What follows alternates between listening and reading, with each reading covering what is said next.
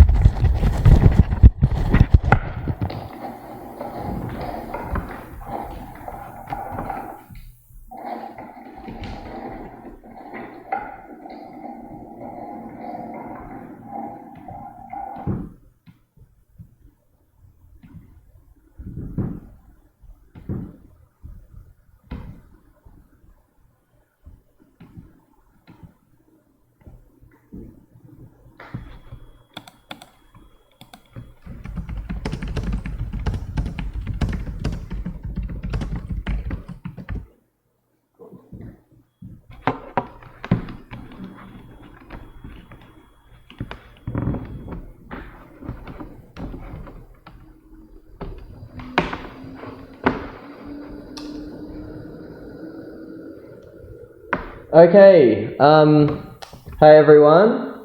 I think you should be able to hear me out there. If anyone could just chuck in the chat whether or not they hear me, we can get started straight away.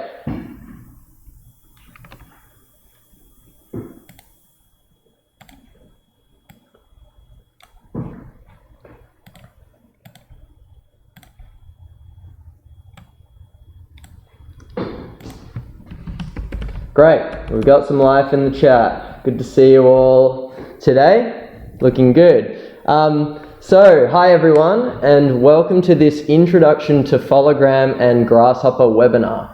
My name is Sean, and I'm the Rhino Product Manager from Fologram, and I'll be taking you through this webinar today. So today I'm going to introduce you to the Fologram for Rhino and Grasshopper plugins in order to demonstrate how to create augmented reality experiences in Rhino and Grasshopper. This webinar will be taught through the Fologram mobile application, so it's accessible to everyone, and as I've mentioned in a few of the emails I've sent out to all of you, you can download this to your device from the App Store or Google Play.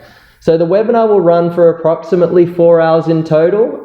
It might be a little bit shorter than that depending on how we go with time, but the first 3 hours will be dedicated to the main content of the webinar, and the final hour will be an open QA session where you can ask any questions you might have, discuss any projects you might want to implement Fologram into, or discuss any issues you've had with the software during the webinar.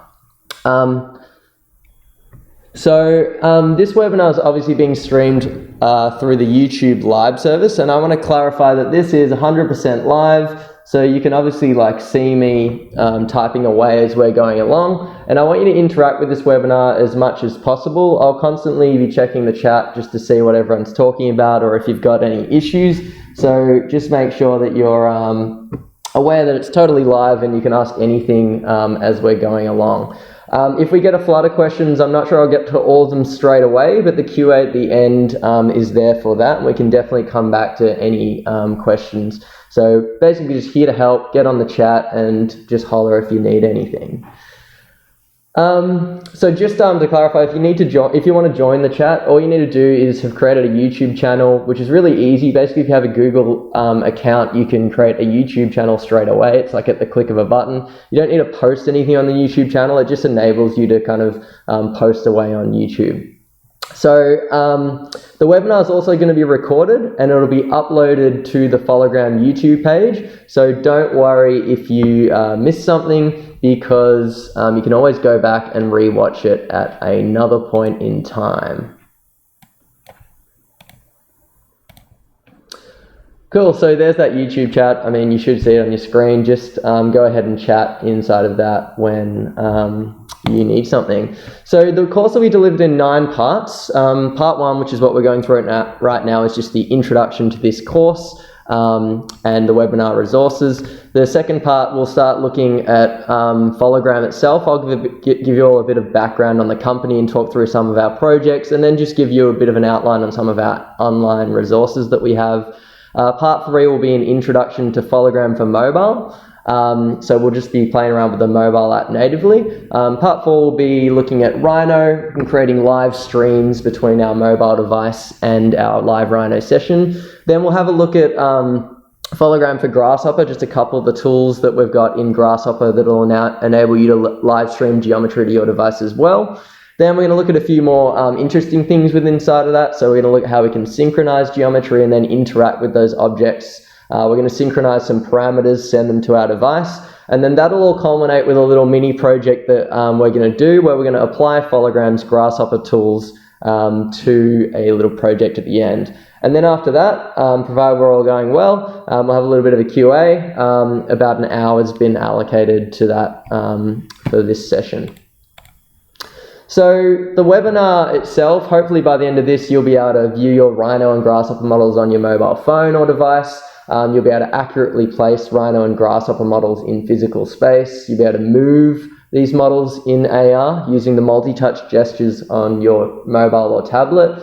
You'll be able to interact with the sliders, buttons, and toggles, and you'll be able to design a simple mixed reality design project using a combination of the different tools in this webinar. And then hopefully at the end with the Q&A, I'd love to hear like what project ideas you have and you want to potentially apply some of these things to. So just to clarify, this webinar is targeted at first-time users of Phologram. Phologram was updated quite recently, so if you used it a year ago, it will be quite different to what you're used to, so this will be a good experience for you. But if you're a first-time user of Fologram, Rhino and Grasshopper, don't worry at all, because I'll cover a basic introduction to all three of those softwares, so no prior experience in any of these is necessary.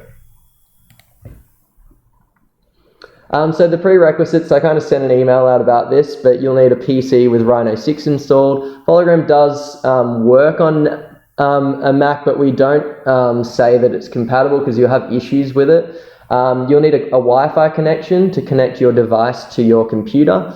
You'll need a mobile or tablet device. Ideally, you should have two screens and a mouse, so one screen to watch along and the other screen to, do the tasks themselves. This isn't necessary, I guess, but you have a much better experience with these two things. You'll need the Fologram plugin for Rhino installed, so I sent a few emails about that. If you haven't got it already, go to fologram.com/downloads and you'll be able to download that straight away. Download the Fologram mobile app, you'll find it on the App Store and Google Play, and of course, download the webinar course files. So the webinar course files, I'll just get them up on my computer and we can just talk through what they are. Oops. Maybe we'll go through them when we get to the actual meat of the webinar actually. So as we go forward in this webinar, I might post a few things on social media as well. If you feel like making a story on Instagram or something, just chuck us a hashtag with #Phologram and maybe throw us an @ if you want to get involved. I'll retweet, or what is it called? Repost your Instagram stories as we go along. Cool, so before we go ahead and create our first mixed reality experience designer devices, I want to just give a bit of a background about Phologram. So first things first, what is Phologram? Phologram is a design research practice and technology startup built for building a platform for designing and making in mixed reality. So a software is essentially a collection of apps and plugins that run on mixed reality devices such as the Microsoft HoloLens, mobile and tablet devices, and integrate with Rhino and Grasshopper. Phologram's design practice has been internationally awarded, most recently for the design and construction of the Tallinn Architecture Biennale installation competition. And Phologram's clients include leading universities, multinational architecture firms, industrial designers, engineers, and artists, and they're all building mixed reality applications for full-scale construction, public art, architectural fabrication, sculpture, automotive design, cyber-physical visualization systems. All kinds of things are being used with Phologram to make and build. So what is Phologram specifically? It could be described as a one-click solution to view, share, and record and interact with your Rhino models on mobile phone or tablet devices and HoloLens headsets. And I just want to touch base firstly and talk a little bit about the term augmented reality. So augmented reality was first coined by a couple of Boeing engineers in the 90s, and they designed an application where a user would wear a headset that would overlay the drill locations for rivet holes on an aircraft fuselage. So AR is a kind of different to VR or virtual reality. If you're like a bit confused by those two terms, in that it provides a digital overlay on top of the physical world, whereas VR is a totally immersive experience where it takes you outside of the physical world itself. So for a long time, this type of hardware and application was far too expensive and cost inefficient to kind of apply to wider fabrication applications. And that was until Microsoft released the HoloLens headset in 2016. So what you see on the screen here is actually the updated version of that headset. This is the HoloLens 2, which is being released widely this year.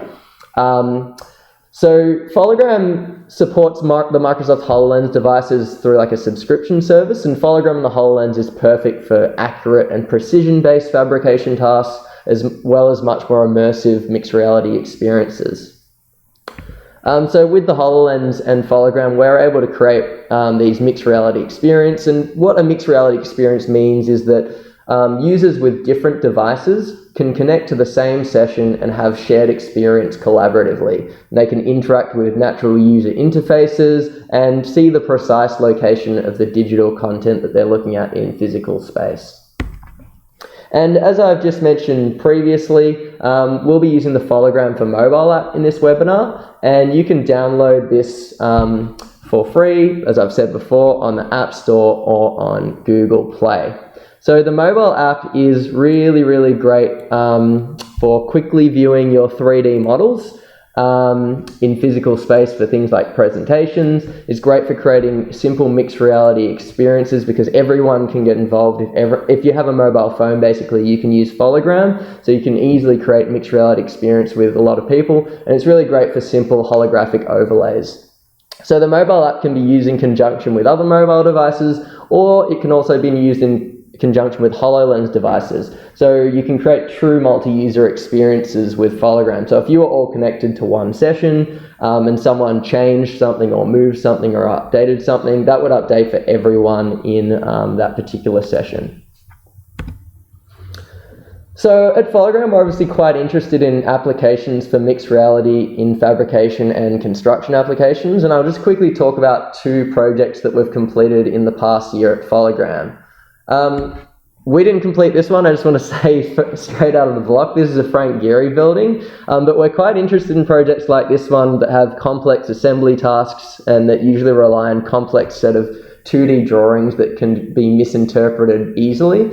So the bricklayers on this project would lay bricks at a rate of nearly 5 times as slow as they usually would, and they'd seldom get the alignment of the bricks perfect and would constantly make mistakes transcribing 2D drawings to 3D. They'd constantly have to redo parts of the project over and over and over again. So you might have seen this project before. This is a small collaboration Phologram completed with a company called Allbrick on a small wall at a residential house in Tasmania at the bottom of Australia. So the project contained about 600 bricks, all rotating at totally unique angles. And the bricklayer who you saw in the previous slide, Colin, and his team used Phologram and the Microsoft HoloLens to give themselves a preview of the outline of each brick location so they could know where their next brick needed to be located in physical space. So there's Colin and his son in front of their finished brick wall project holding the HoloLens that they're able to complete wearing those things whilst laying their bricks. This led to another project with Allbrick on a real construction site at the Hobart Hospital in Tasmania, where bricklayers constructed a series of uniquely curved benches using Phologram and the HoloLens without any drawings. So the bricklayers had a clear holographic instruction set that was visible to them inside the HoloLens device and could anticipate which brick they would need at any time and at any point in the process. We've also been interested in applications where Phologram can be applied to things like traditional handcraft fabrication techniques. So about a year ago, Phologram won an international design competition to construct the 2019 Tallinn Architecture Biennale Pavilion with the entry Steampunk. This was won in collaboration with Igor Pantic and Sumin Ham. The competition entry was interested in steam-bending timber strips to create a pavilion made from a collection of unique and bespoke mass-customized timber pieces. So here you can see a jig that's been created to bend these pieces of timber using a holographic guide. So that's on the right-hand side, and then the actual bending process is sitting on the left. So that would be overlaid and give you a guide as to where you'd need to bend your actual pieces of timber. So the pavilion itself in its final form, it was built in Tallinn last summer. So a couple of us from Phologram and a large team of helpers and fabricators moved to Tallinn for 2 months, and we just built this thing in the summer there. The structure contains approximately 130 unique timber curved pieces. I can't remember off the top of my head how many there were, and they were all handcrafted with a steam bending process using holographic guides with the HoloLens and Phologram. The pieces themselves are held together by about 400 stainless steel strips that run perpendicular to the timber boards, and these pieces of steel were bent by hand over a holographically augmented bar bender. So you can see some of the incredible curves that are created in these images from that steam bending process. So the entire structure is built from standard lengths of timber, and then they are bent over an adaptable formwork to create any curve in the design. And because the form of this pavilion is, pretty crazy, every single timber piece needed to be unique. So we needed to have this adaptable formwork with the holographic guide. Otherwise, we wouldn't be able to make this at all. So the timber was bent inside a warehouse out on the outskirts of Tallinn, and it was steamed in a bag and then bent over an adaptable formwork by a team of workers. So one person would lead with the HoloLens on and then guide every other team member, so the bends of the timber could be bent in the shape based on the guide of the HoloLens. Here we see one of the other workers using a holographic bar bender, so where a hologram was overlaid on top of a cheap off-the-shelf bar bender, and a guide of each bend in those crazy steel pieces was previewed inside of the HoloLens to give feedback to the user. And then on site, we had this, guide, this holographic guide that would tell us where every single piece would go.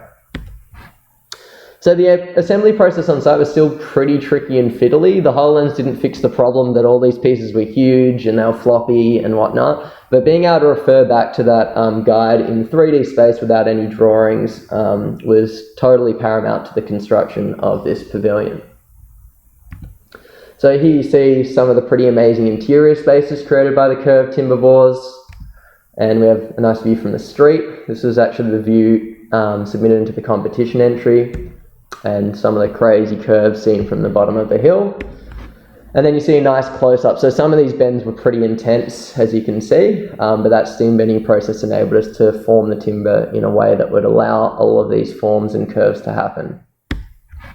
And that's the final pavilion, which will be standing in Tallinn for at least another year, so until next year. So hopefully if this virus ends, you can all just go over to Tallinn, give it a check out and have a look at it. And just a little bit about me. So my name's Sean Guy. I'm the Fologram for Rhino product manager. I play a large role in developing applications and solutions for users of Fologram. I hold a Master of Architecture from RMIT University, and I've got a background in algorithmic design and advanced fabrication. So I've got industry experience in large-scale 3D printing and robotic fabrication applications for permanent building structures. And I've also previously held academic leadership positions at universities in Melbourne, as well as the AA in London. Cool. So in this webinar, I'll be giving you an introduction to Fologram for Grasshopper. And as mentioned previously, the webinar will be posted on the Fologram YouTube channel if you'd like to view it again. We have a large collection of other learning resources for Fologram, for both the HoloLens and mobile resources available for free online. So if you go to our website and you go to the docs page, the guide section, you'll see it up there at the top of the website. You'll land at this docs page, and you can find a series of doc articles which can be used to learn the basics of Fologram for the HoloLens or mobile devices. And these guides are great for first-time users to give a bit more in-depth description of some of the more technical aspects of our software. So at the end of this, if you feel like you want to get your hands a bit dirtier into the meat of all this stuff, go and have a look at that. The other really fantastic resource that we've recently set up is the Fologram Community Forum. So if you clicked on the Community tab of that website, you'll land on this page.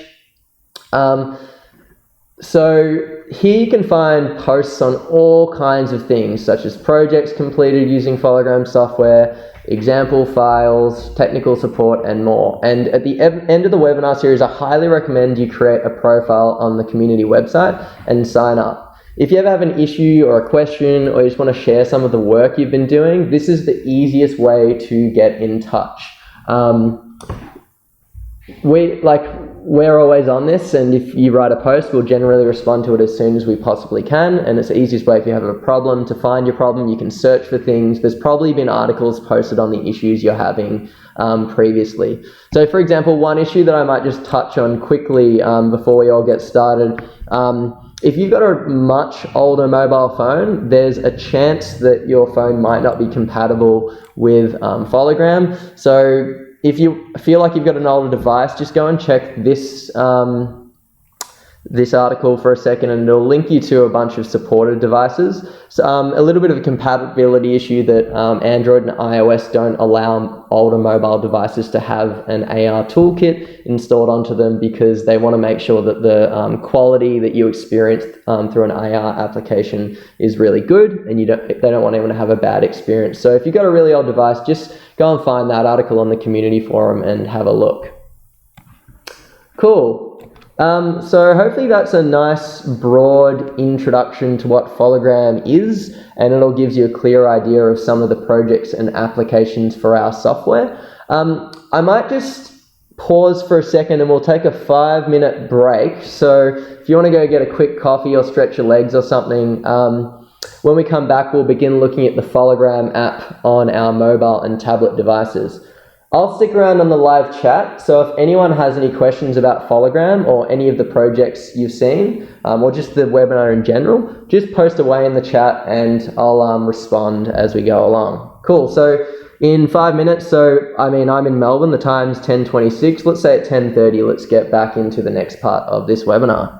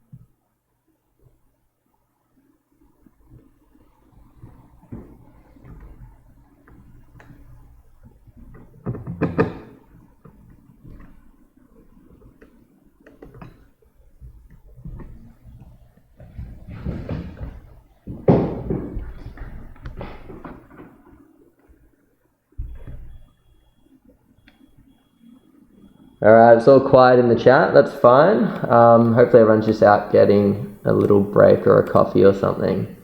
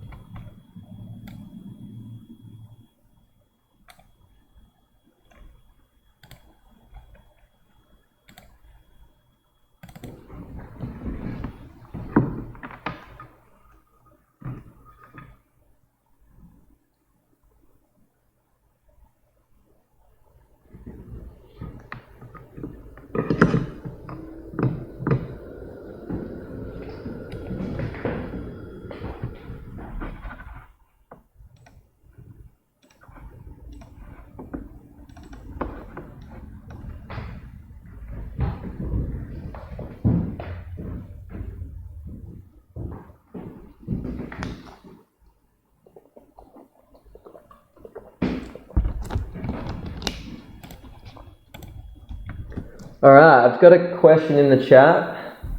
Do we need to download the Grasshopper plugin for Fologram or just download the Rhino? So that's a good question from Blair.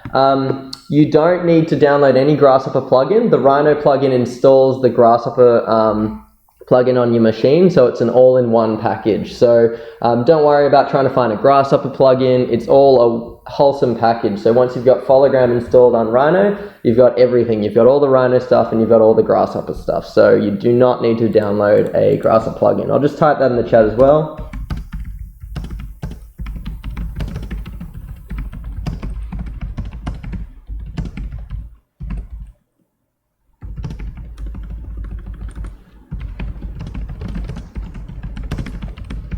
So I hope that helps Blair.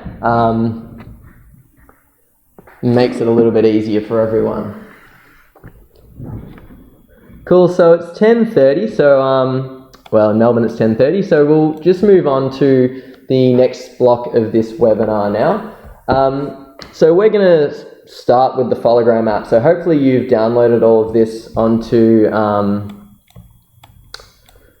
your phone. So I'm just going to show you the way I'm going to be viewing this. I'll have this little app on the side and you guys can kind of view in the background. I might actually get a Rhino document up in the background so we have some context. You don't need Rhino open for this part of the webinar just yet. We're just going to explore some of the app features.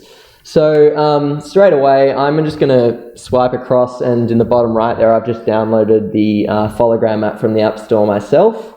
So I'm going to go ahead and open that up. So just follow along with me as we go. So this application is free. There are 2 extra features that require a premium subscription, so you can actually upgrade your subscription. And I'll talk through these 2 features later on. They're not necessary for this webinar, so don't worry about getting a subscription service right now. We can do everything in this webinar with the free app. So when you first open the application for the first time, you'll be prompted like my screen to allow access to your camera, mic and files. So just go and accept that button and click OK. It'll be a little bit different on Android, obviously. And then you'll land on a screen that looks a little bit like mine with your back camera open. So I'm just going to put my phone down and you can see, you know, the Fologram office in the background. So you'll see a little message at the bottom that asks us to scan a QR code to connect or to load a model with the button below. I just want to touch on this. So the Fologram for mobile app actually enables us to view models in 2 different ways. So the first is with a live link to Rhino, and we'll explore that in more depth in about half hour or so in this webinar. The second way though is through offline save models that are saved directly onto your device. So we're going to start by looking through an offline model, and we'll just explore the mobile app interface through these offline models. So as I just mentioned before, there are 2 features that are available to premium subscribers of the mobile app, and one of those is being able to save Rhino models onto your device. So just be aware that with the free version, you can't actually save Rhino models onto your device. If you upgrade to the subscription version, you can take your models anywhere, which is a pretty handy feature. You can quickly just whip them out and show them to, like, you know, all your friends or your grandma or something, but more importantly, probably to like a client or your tutor.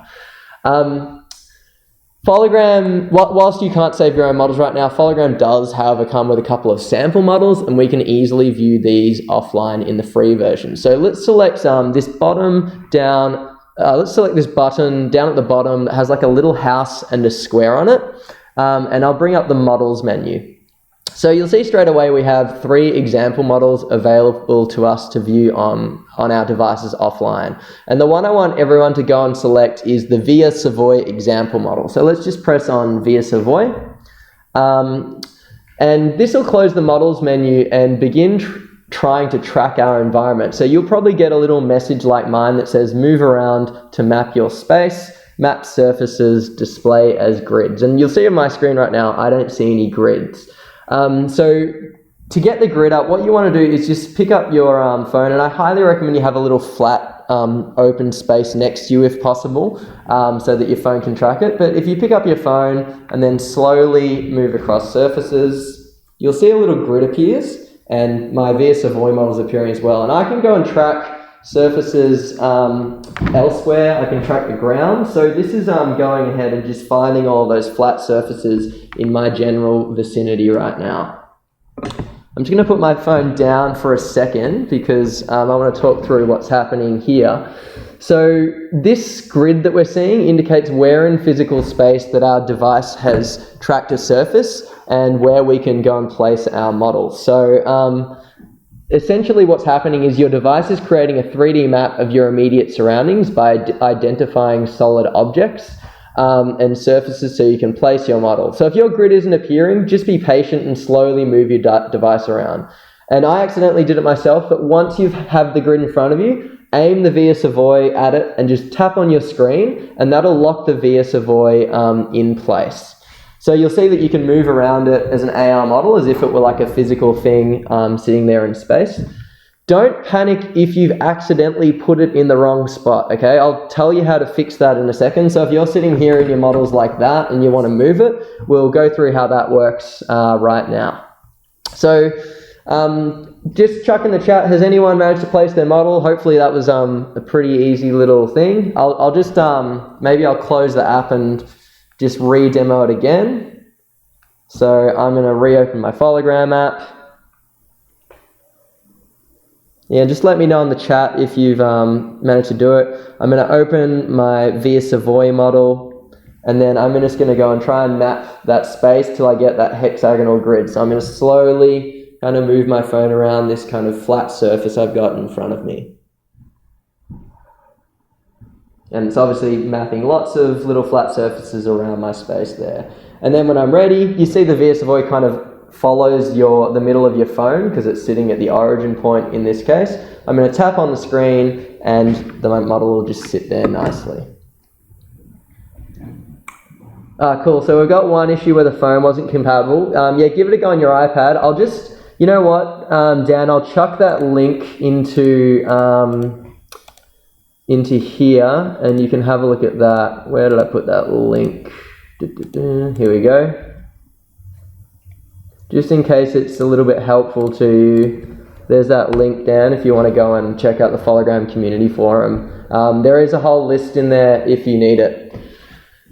So I think you should be able to catch up to that. We're not going to do anything spectacular here, but just follow along if you haven't been able to place it. Has anyone else had any issues? Just let me know in the chat and I'll see if I can help you out. Otherwise, we'll just keep moving forward. So, like I said before, if you've placed this in an incorrect position and you're not happy with it, let's figure out now how we can go and replace that. So now that our model's in a location, you'll notice that the menu at the bottom with the 4 icons have all become white. So previously they were grey. We didn't have access to them except for the save load function. Now we have access to all of those little icons down the bottom. So the first thing that I want to talk about is what's called the edit menu. And the edit menu can be found at the bottom right of our app, and it's the icon with 4 corners and a square. So this menu allows us to do things like reset our placement location. I'm just going to click on it actually, so that little one at the bottom right. And you'll get a little extra toolbar that appears. So this thing allows us to do things like reset our placement location, which we're going to just demo now. We can move or rotate or scale our entire model, and we can also register our model at a specific location in physical space from this menu. So I'm going to try resetting our placement location. The way we do that is you just hit on that little reset button, and the moment you do that, you get your grid back up, and it'll ask you to tap on the grid to place your model. So I'm going to put mine a little bit out of the way over here, hopefully. I'm just going to track a little bit more space. And then we'll just put that guy there. And it's just like a repetition of what we just achieved in the previous thing. So now I've got it on my desk and you get a little bit of a better view looking at the Via Savoy there. So have a couple of tries at just pressing reset, mapping your space and placing your model. And then if you're getting comfortable with that, just have a look around the model. You can obviously move around it in AR quite easily. You can actually go right inside of it and start seeing inside of that 3D model, what's actually inside of it. I'll just re-demo that placement again. So you click on the bottom right where you have the little square with the 4 corners, go to reset, and you'll be able to replace your model on that grid. Like that. Cool, so everyone I'll give everyone a minute just to have a quick go and a little practice with that edit menu. And once again, any issues or questions, chuck them in the chat. Happy to help.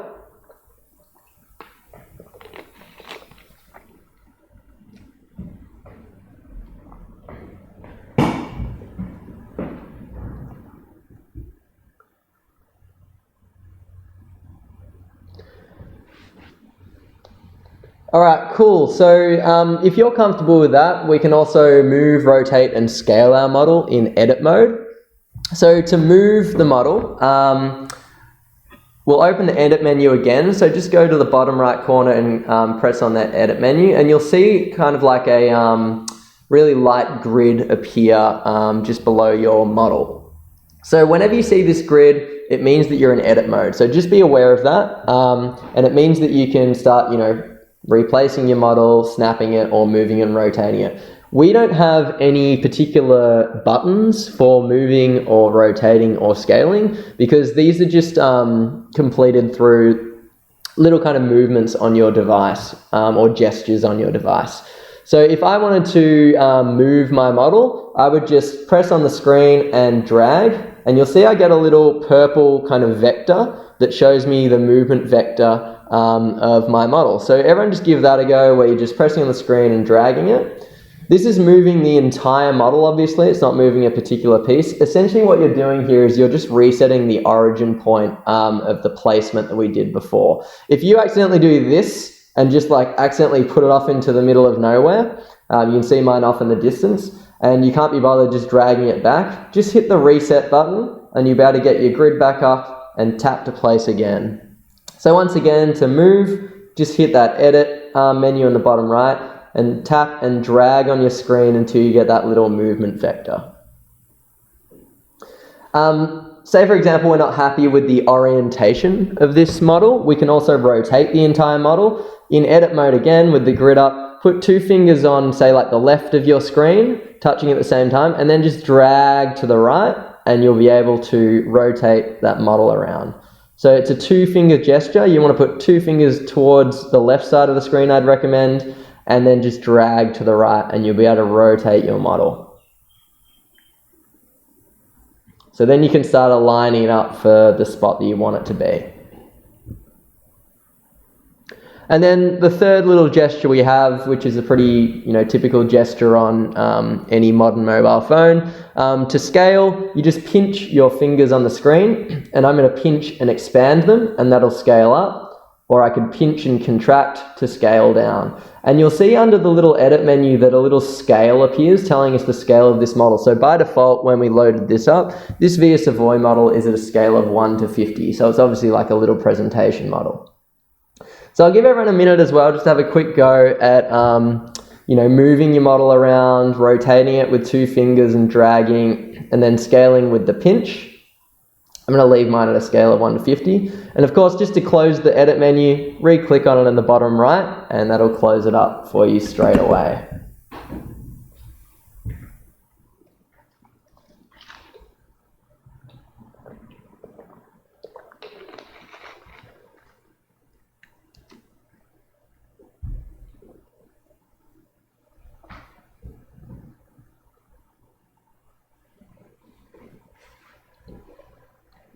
Okay, cool. So now that we've got a model loaded in Phologram, we can easily go and create image and video content from it. You'll notice the large circle in the middle of the main menu at the bottom. And this will allow us to capture media almost like any other kind of app that you would have used before that captures media. So if I press on that once, I can take a nice little image of my Via Savoy model. And I've got to allow access to my files. You might have the same thing. So just allow access to the app for, I think it's the gallery on iOS and obviously the camera roll. Sorry, the gallery on Android and the camera roll on iOS. And you'll be able to take some content of that. If you want to take a video, you just press and hold on that little circle, and you'll get a little vibration, and then you'll get a counter that tells you how long you've been taking video content for. So I can move around my model and take a capture of that model. So, so just to demonstrate that one again, to record, press and hold, and then you can move around your model like that.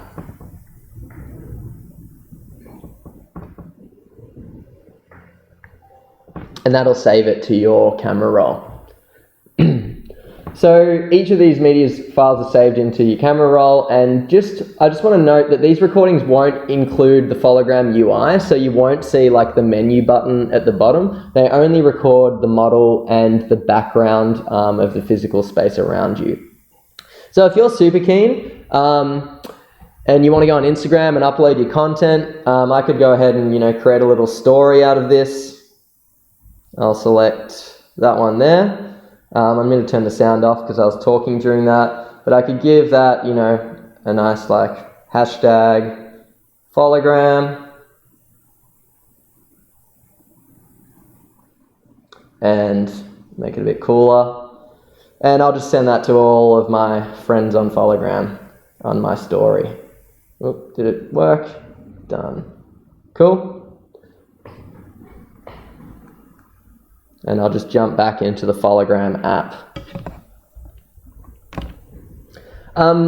The next menu I want to discuss is the layers menu, and I might just replace my model because he's moved a little bit, and just move him over there. So the next menu I want to discuss is the layers menu. This is the icon with the 2 diamonds second from the left. So I'm just going to press on it here, and a little half menu will appear. You might lose a little bit of tracking here, so just move your mobile app slowly around and you should be fine. So I could go ahead and turn off the walls in this model straight away, and we'll see all the walls disappear in our live model.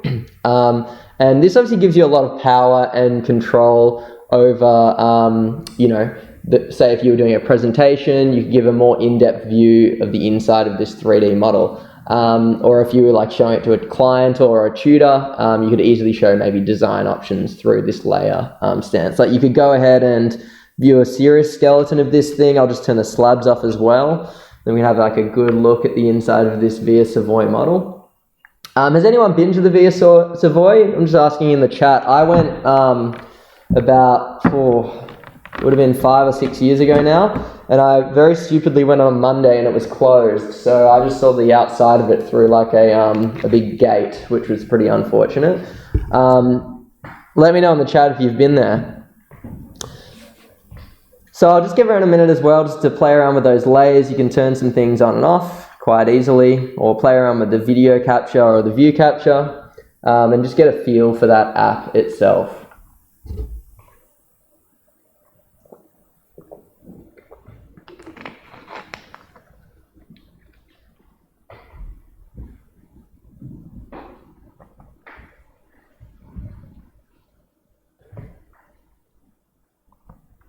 So one other thing that I just want to bring up, I've just turned all my layers back on. I'm sure a few of you might have already accidentally figured this out, but you can also interact with geometry in your AR session. So if I go ahead and I press on the top slab of this Via Savoy model, I can actually drag it, basically the same thing as the move gesture, and move it around. Now this is obviously messy. I wouldn't recommend doing this for presentation models like this because there's actually no undo button built into the Fologram app. So if you accidentally do that, you would have to then go and manually move it back into place. So these gestures also work with rotating and scaling. So if I use my 2-finger gesture to pinch in and out, you can see I can scale, and then I can also control the rotation of that roof in the Via Savoy model. So this isn't a great application for that, but I'll show a really great way that you can make use of those gestures as we move on in the webinar. Because obviously now I have to try and rotate and scale it back into perfection to fit on top of the Via Savoy, and that's a pretty banged up Via Savoy right there. So just be a little bit careful with this feature because like I said, there's no undo button in the Fologram app. Obviously, when we move into Rhino, we'll be able to undo manually through the Rhino window, but we can't undo in the app itself.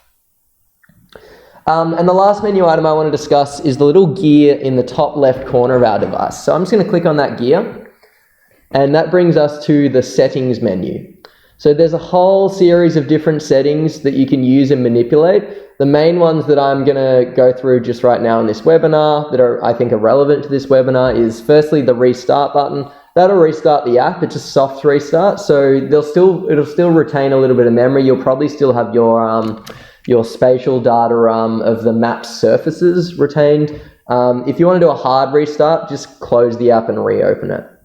There's the subscribe button. You'll see mine says manage subscription, and that's because I've got the full version of the Fologram app. Yours will probably say subscribe, so if you do want to upgrade to the paid app, you can go ahead and subscribe to that.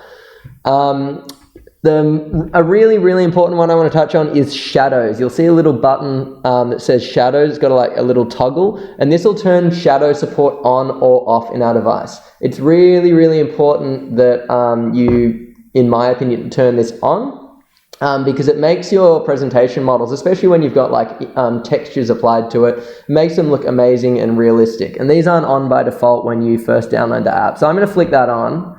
And we'll have a look in a second at the change in my Via Savoy model. And then if you have any issues or suggestions, just jump into issues and suggestions and, fill out the form. We're always, open to any suggestions. And if you have a problem, like if the app crashes, please send us a submission so we can figure out what's caused the crash and try and fix it. It doesn't crash often, but if it does, just send it to us and we'll get and we'll hopefully be able to work through what happened with you and fix the problem. Cool. So if we look back in our model, you'll see we've got some shadows now, and that's looking much better as a presentation model. So it transports your model from what's like a blocky Nintendo 64 thing to a much more photorealistic AR model. So I highly recommend you put those shadows on by default. Okay, cool. So that covers the basics of the mobile app, and I hope that all made a little bit of sense or a lot of sense. I think we'll just take another 5-minute break now, and I'll let you once again have a little bit of a play with the app. I just want a bit of feedback from you guys. Can someone in the chat tell me, if you go to the YouTube window, at the top right, you'll find a little I button. I'll show you what I mean in my PowerPoint presentation. You should get a little button in the top right of your YouTube window there. Can anyone see that? If you can, if you do see that and you click on it, you should be able to open a poll, and I'd like you to just vote on that if you have a little bit of time. The poll itself is the mobile app intuitive to figure out on your own, or was the webinar kind of helpful? So there's 3 options there. I just want you to respond to this one specifically right now. There's a few other polls there if you're finding it that you'll be able to respond to later. But just can someone tell me in the chat if that poll's coming up for them? It's definitely coming up on my end. And if you guys want to go and have a vote, that'd be really helpful. I just want to get a bit of feedback on what you think about the mobile app. Also, if you want to post in the chat, I'd love feedback on these questions as well. What do you think about the interface buttons? Are they a good size on your device? Were they too big? They're too small? What other example models would you love to see? We'd love to get feedback on that. Right now, we've obviously only got 3 example models. We've got the Via Savoy, we've got the Steampunk Pavilion, and we've got some brickwork from the Hobart Hospital project that we did recently. You can view all of those on your device for free. And then I'd love to get feedback on what you think about how useful you think this is a presentation tool for your 3D models. So also, any other questions or feedback, just chuck them in the chat. My time says 10:55 in Melbourne, so we'll start again in 5 minutes from now, and I'll stick around on the chat and answer any questions or any discussion that you guys have.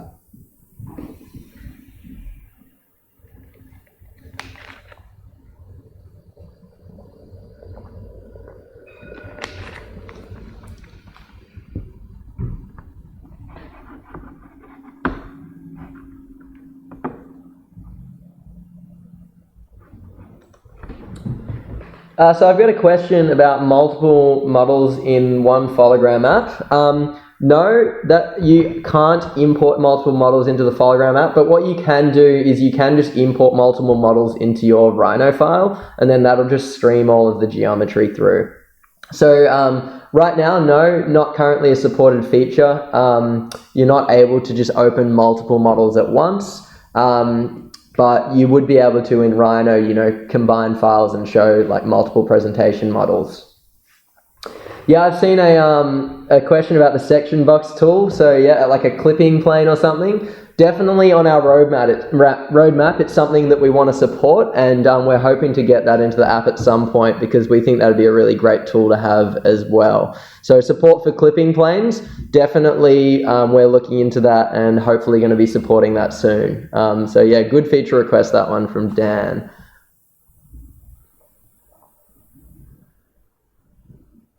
I mean, I could see how that would be an incredibly useful thing, potentially as like an interactive piece of geometry as well. If you could, in your mobile app, like move the clipping plane with those move gestures that we were just testing out before.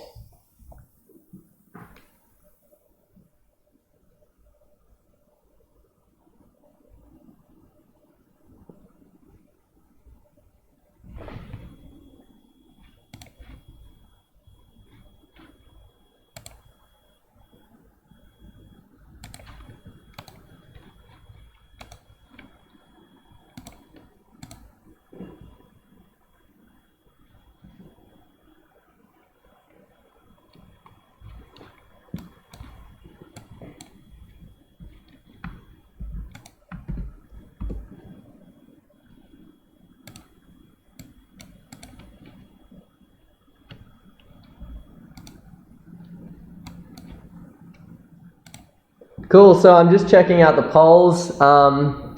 Everyone's saying it's pretty easy to figure out, understandably, so 62% of you. I mean, I voted yes, it's easy to figure out too, so maybe I'm skewing the results a little bit. Everyone's saying the extras are helpful just to walk through. Obviously, we'll go through some much more in-depth things that might be a little bit hard to figure out through this webinar, but we just want to get everyone on board with the mobile app. So it's good to see no one's having any huge issues. If you are having huge issues and you're a little bit shy, just overcome that shyness for a second, and I'd love to hear you on the chat and help you out and work through any issues that you're having. So I'll just give it a couple more minutes and then we'll get stuck into the next part of the webinar.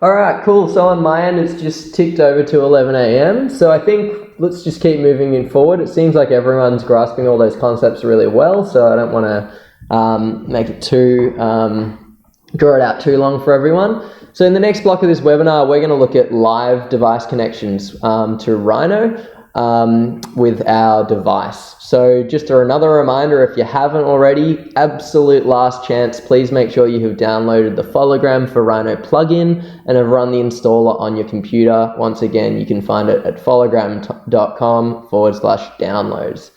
So before we do that live connection, there's just one thing I want to kind of talk you guys through, and that's my 3 tips for preparing models in AR. So Phologram connects to your device over a Wi-Fi connection, and there's a few simple ways to ensure a stable, easy to navigate model. So the first of my tips for preparing models in AR, create a separate Rhino file for your AR presentation. So work in progress design models that you have commonly have heaps of options and hidden geometry and layers. I've worked in big architecture practices and they can get messy. Don't try and synchronize these messy models up to Phologram because you'll have a bad experience in AR. You won't be able to see what you're after. You'll probably have too much geometry in. The layers will be a mess.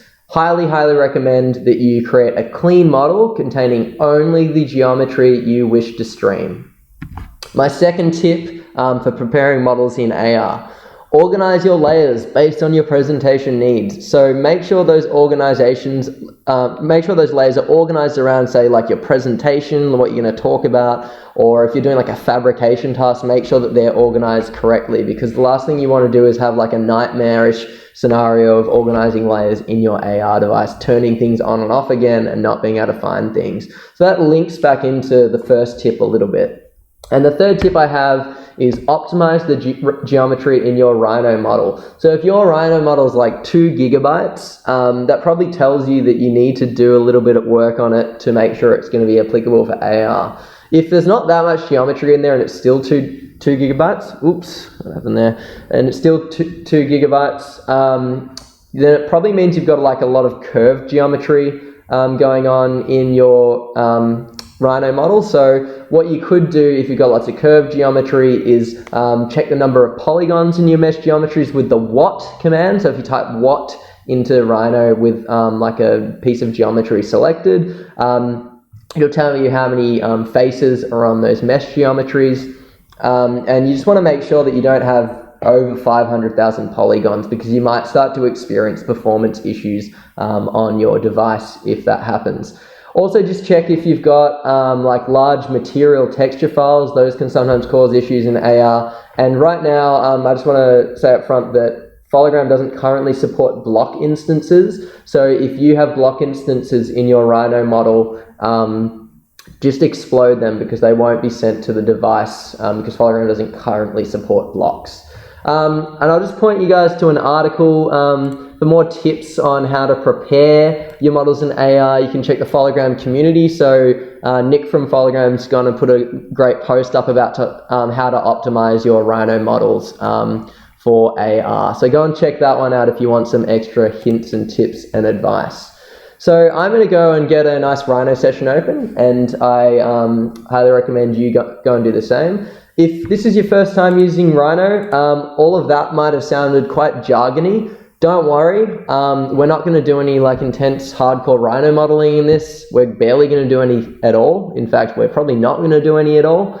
And I'll just quickly run through what Rhino is and the basic interface and how we can get Phologram working inside of Rhino.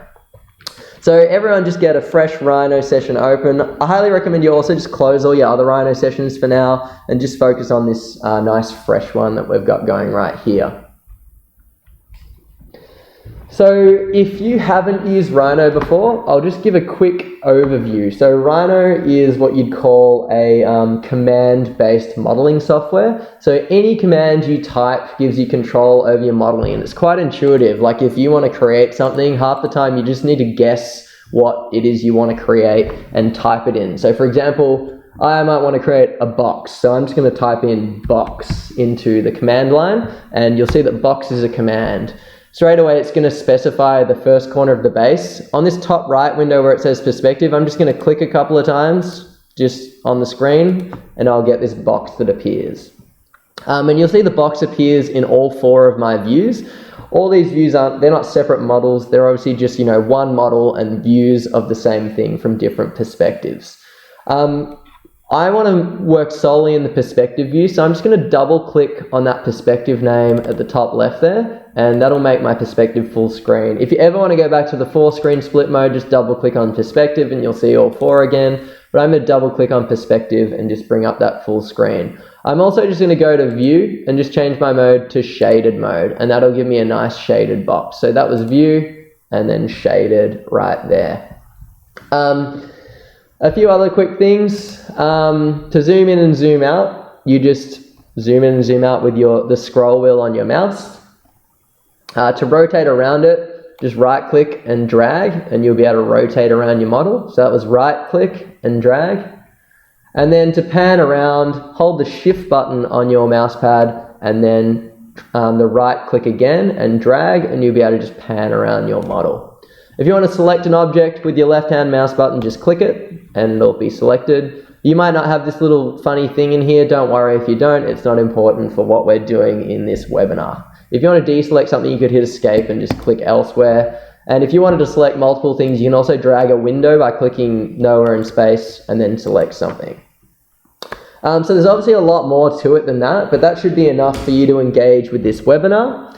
One other thing that I want to talk about in Rhino is over here on the right hand side we have the panels toolbar, and we can control things like object properties, layers, and a whole bunch of things, and we can actually customize this to have extra panels. So these panels, this is where the Phologram plugin is going to appear. It's got its own little panel built in if you've downloaded the plugin. If you don't see these panels over here, just come up to the file menu bar and click on panels, and you'll be able to click on these things. So just click on layers and turn on layers, because we're going to use the layers panel as well. So just bring that up and you'll be able to dock it on the right hand side. Cool, so I'm going to go up to File, and I'm going to open a new file. I'm not going to save changes to my box because that was pretty easy to create. And I want you all to navigate to the example files in Introduction to Fologram for Grasshopper. And under Webinar Template Files, we're currently in part 4. I just want you to open up the Barcelona Pavilion file if you can. So I'll just re-demo that. File, open, I'm not going to save changes, and then just go to the Introduction for Grasshopper, Webinar Template Files, and just open the Barcelona Pavilion. So I'm going to go and click Open, and you should get a little 3D model of the Barcelona Pavilion on your screen.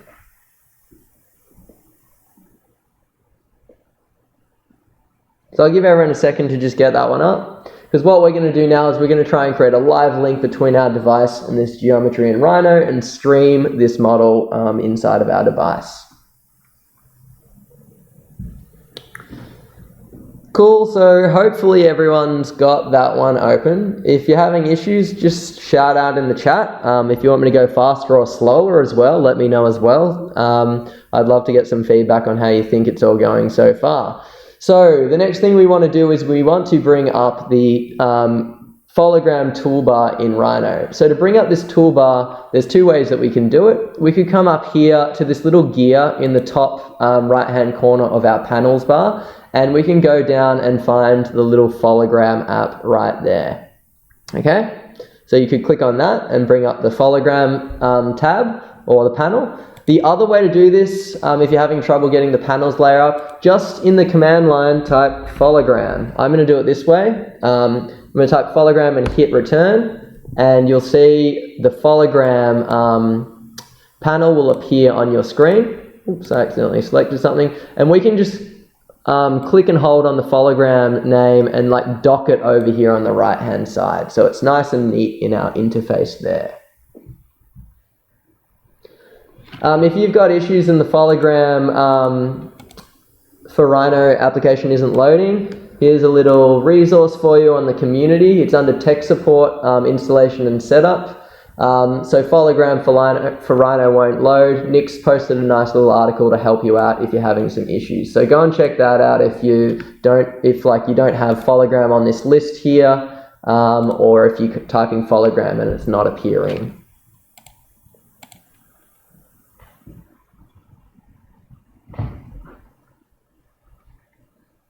So the Fologram panel has 3 tabs. you'll kind of see it over here. It's got a connect tab, and this will give you control over the connection to a session. It's got a network tab. We're not going to worry about this too much in this session, but that basically just gives you detailed information about the network that you're currently connected to. And then there's a little support ticket side where you can, post support about, any issues or bugs that you're experiencing during the Fologram session. So if you have an issue or you have a suggestion, feel free to fill that out and it'll get sent straight to us so we can help you out. Cool, so I think we're ready to do it. Let's try and connect a device to our Rhino session. This is probably the biggest piece of advice I can ever give anyone using Fologram for Rhino right now. You need to make sure before you ever try and connect a device to your Rhino session with Fologram that your computer is on the same Wi-Fi network as your device. So I want everyone right now to just go and quickly check that. I'm going to go and do it myself. I'm just checking my computer right now, and I'm connected to the Fologram network. And you know what? I'll just to prove to you that I'm checking it as well. I'm going to go to my device, and I'm going to go to settings and Wi-Fi, and I'm connected to the Fologram Wi-Fi on my network. So mine will connect correctly. So just go and make sure that you've got the same Wi-Fi connection between both of your devices. I've mentioned previously, Fologram connects your device to Rhino over a Wi-Fi connection. So all the geometry in your file is sent over this connection. If your device and PC are not on the same network, that connection can't be made and you'll be getting an error. So once again, I'll just give around 1 minute. Check that your device has Wi-Fi enabled and that they're both connected on the same connection. And then we should be able to go from there without any issues. If you ever experience an issue where your devices are on the same Wi-Fi network and you still can't connect, be sure to check your computer's firewall settings, as your firewall can also block Fologram from making a connection between your device and PC. We've also got a little troubleshooting document on connecting to Fologram. I might post this in the chat actually, just in case anyone is having issues. So the biggest issue that you'll definitely find is the Wi-Fi one, but if you're having other issues, go through and read this. If you're on like a VPN, you'll probably have issues as well, but read through this troubleshooter that Nick's posted and you should be able to get the information you need to make that connection quickly.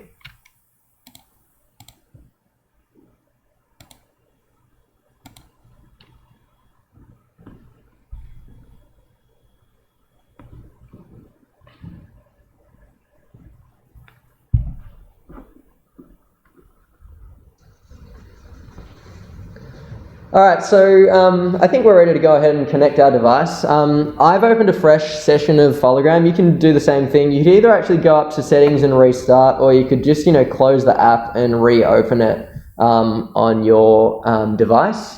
I'm just going to close the app and reopen it just because that's what I did before.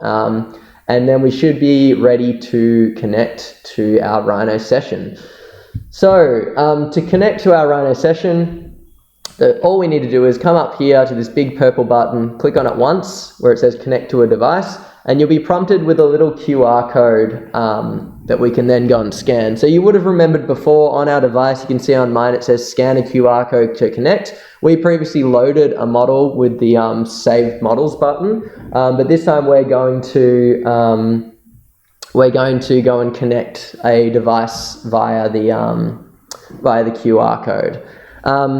So I just saw a little question in the chat. Are you going to talk about making menus in Grasshopper? We're going to talk about synchronizing parameters into our Grasshopper session, definitely. And in the second half, that'll happen in the second half of the webinar. But we can also at the end, potentially if you want to view it, just have a talk through about how you might go and create a different type of interface to what we're going through in the webinar. So good question. We'll go through the whole webinar. We're definitely going to do some stuff in Grasshopper to do with interfaces, but at the end, if you want to ask for extra kind of, examples, we can go and demo those live in this session. So thanks for your question, Eric. Once again, I'm going to get back to this. I'm going to go to connect to device, bring up my QR code. You'll notice that the bar down here is switched from grey to green, and that means we've opened a port in our computer that's going to enable this connection. I'm going to grab my little phone and I'm going to scan that QR code, and you'll see straight away I've connected to the model and it's trying to map my surroundings. And you might have a bit of an issue because I've actually made this model at 1:1. So I'm going to place on that little grid there. And you can look up at this now and see the Barcelona pavilion at 1:1 in your device. So despite the fact that we can't actually go to Barcelona right now, and even if you're living there, you probably can't go and visit the pavilion, we can just view it straight away in our Fologram app on our mobile phone. So this thing's huge right now, as you can probably see. I might actually just do a little bit of a video. I'm going to hold down and just take some recording of that Barcelona pavilion. Maybe I'll chuck that on the Instagram actually. We'll do a new story. So I'm going to go up and, I think I go to more. No, I have to, sorry. I'm a bit of an Instagram amateur sometimes, so I want to go here and I'm just going to upload that video to my Instagram story. So if you feel like it as well, get on the Instagram, #Phologram.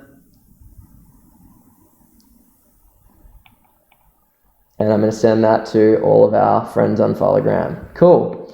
I'll go back into the app now. And I'm just going to replace that model here. And once again, we're at 1:1 scale. So what we want to do straight away is we want to scale this down because it's way too big. So I'm going to go to the edit menu in the bottom right, and I'm going to pinch inwards, so pinch with a contract, until my model gets to about a scale of 1 to 50. So that's just a little bit of practice. You'll see I'm in the edit menu because I've got that grid appearing as a little preview, so make sure you've got that up. I'm going to move it over here as well and give it a little bit of a rotate. So it's just sitting nicely on the edge of my desk. So just making use of those edit menu functions that we learned previously.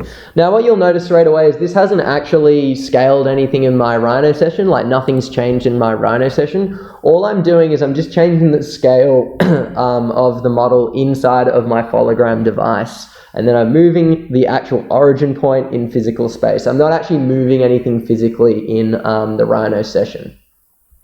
I'll give everyone just a minute to get to that.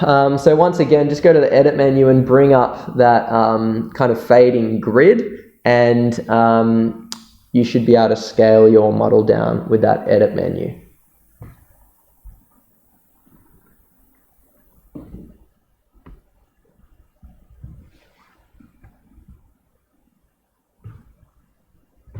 So one of the other changes you would have noticed when you've connected a device is that in your Fologram panel in Rhino, you've now got a little icon that should say that your phone or your tablet or whatever it is has connected to your session. So if you had like 6 or 7 or 8 devices connected to one session, it'll provide a little list of them all going down here, and you'll be able to easily see who's connected to your live session in like the current instance. So what makes our live different to a save model? There's a few differences. I'm going to click on the Layers tab in Rhino. So just bring up that Layers tab in the top right side. And then I'm going to bring up the Layers tab in my Fologram session. So I'll get that up and all of my layers will appear. And straight away I can go and start like turning these layers on or off. So I could turn like the base of it off with the travertine walls. I could turn the roof off, and you'll see in Rhino all of this updates live. So there's now a live link between these two sessions, and we can remotely control all of the layer geometries right straight away through our device.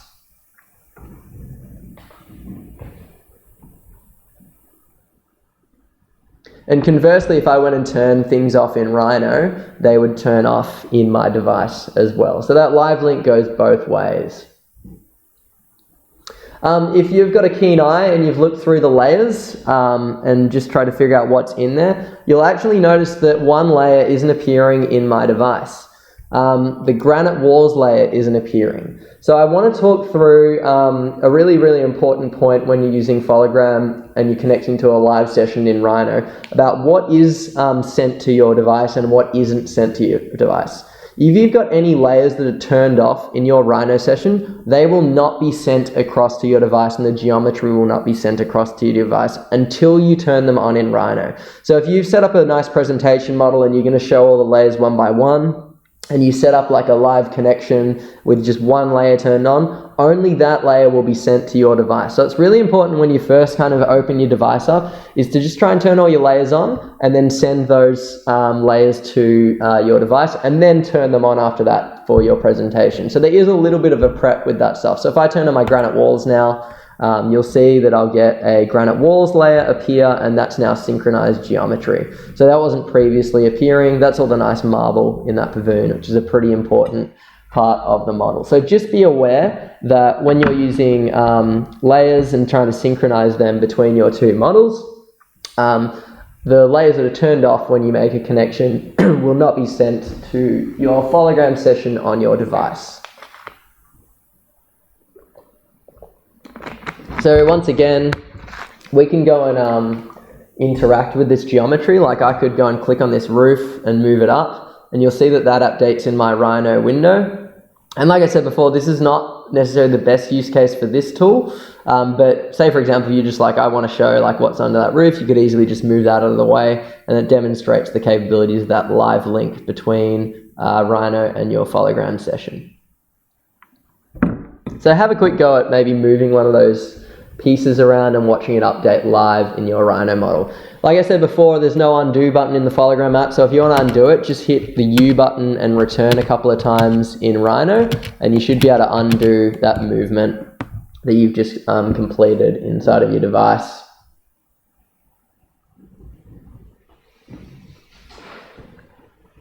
Cool, and the next thing that we're going to look at, if you've had a little play with that, is we're going to look at how you might register your 3D model inside of physical space. So I sent everyone an email this morning about but we're going to use another QR code which is going to register in physical space to snap to our object. So I'll show you here. It's going to look something like this. You can see it behind my model there. And what we're going to do is we're going to scan that QR code, and it's going to align our model in physical space. And where this is really important is if you're running like a presentation or a mixed reality experience with lots of users in the one session, you want them all to be viewing the model in the same place so they can talk through ideas, you can interact with things easily. And this will enable you to locate your physical model in space with your device. And if everyone does that, everyone's then looking at the same model in the same location, and it's a much easier presentation to give. It's obviously also really important for fabrication tasks because you can then align your 3D model to the physical world, and you'll get, like a real live kind of holographic overlay on top of some physical geometry. So I'm going to demo this myself. If you don't have it printed out, don't worry. But basically to connect to this QR code, we just go to the bottom right corner and we click on the edit menu, and you'll see a little snap with a QR code icon. I'm just going to click on that. I'm going to hover right over that QR code, and it's going to snap to it for me nicely. Cool. So if you want to see what that QR code looks like, I can go and turn all my layers off really quickly, and we can just get a proper view of it. Just turn the roof off, and we want to turn those granite walls that we just synchronized into it, maybe the pool base. So I'll just turn all my layers off. So yours will look a little bit different, but this is a little bit of a work in progress, scrappy one. But if you scan that QR code, you'll be able to register your model in physical space really easily. So I'll go ahead and turn all my layers back on now, like that.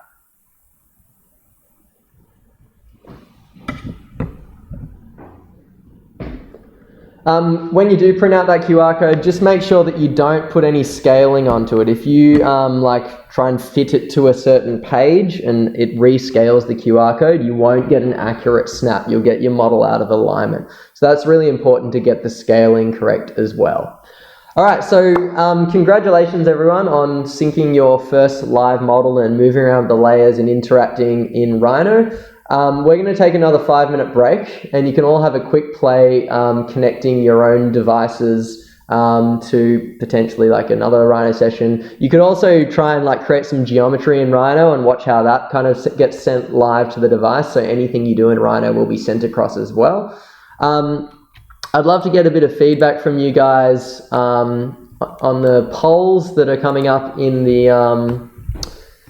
YouTube channel. So go up to the top right where the info button is again. There's a poll that says, are you interested in making use of the save load offline models feature? Answers yes, it'd be awesome to take my models on the go, or no, I can get by without it, I prefer the live connection. Once you've voted, I'm just going to grab a drink and then I'll come back and see if you've got any other questions in the chat. I've got a couple other recommended questions.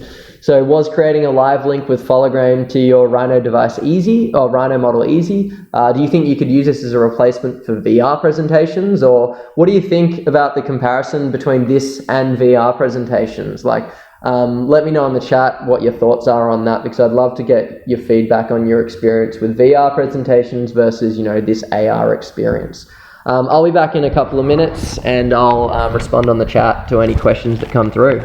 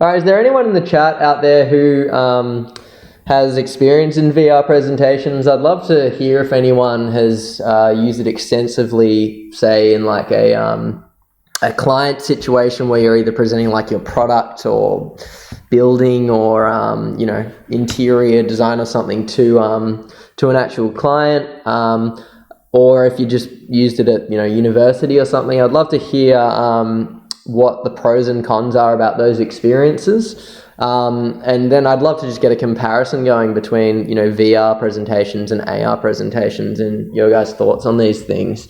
If anyone in the chat's had any experience in doing these things, I'd love to hear it. I myself have taught VR once before up at the University of Melbourne.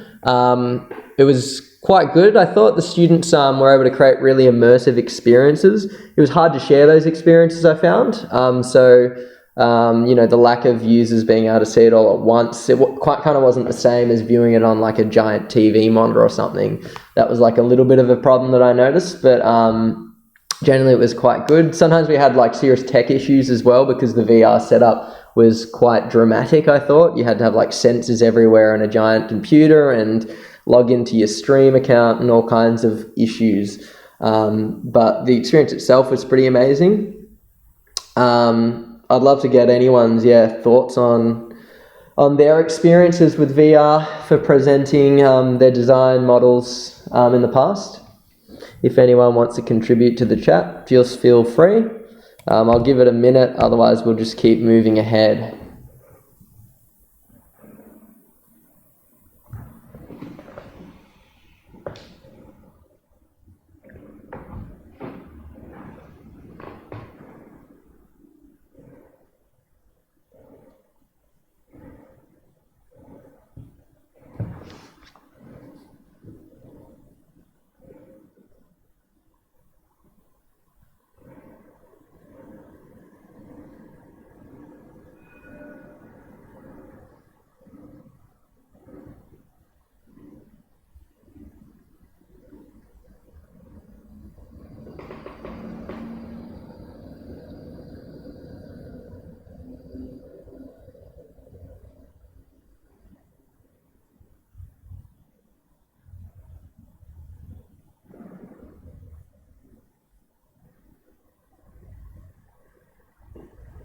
All right, cool. We might just keep moving forward then. I'm going to bring up my Rhino screen again.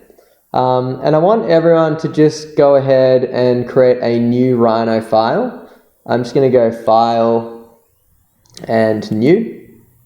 And I'm not going to save changes to my Barcelona Pavilion file. You can if you want, but you've got the offline file anyway. So I'm going to hit No. And for this example, I want everyone to go with the template large object millimeters. So just do it for now. You might work in inches or meters or something in your own work. But just for this demo, just select large object millimeters and just go open to bring that file up.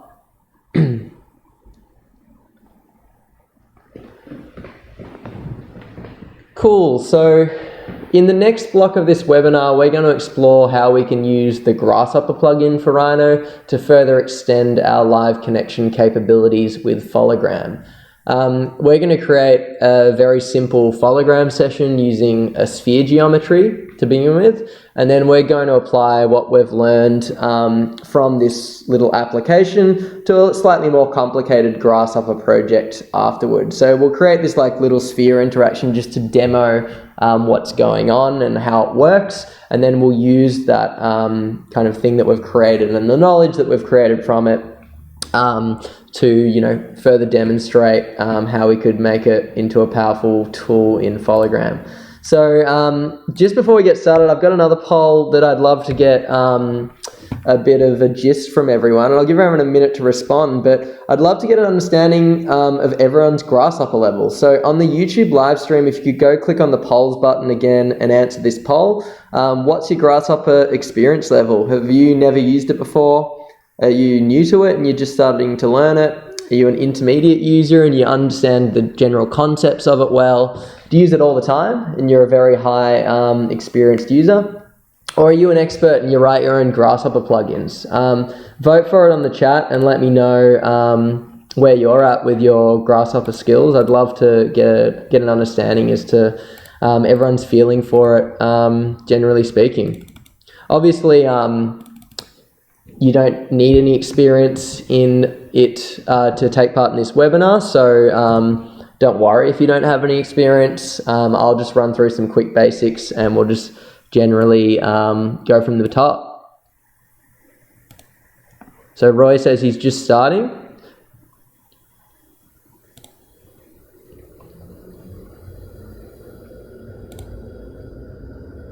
Cool, so most people are saying they're a medium user, so they kind of get the concepts of it. There's a couple, I clicked very high because I do use it all the time. We don't have any experts. No one's writing their own plugins yet.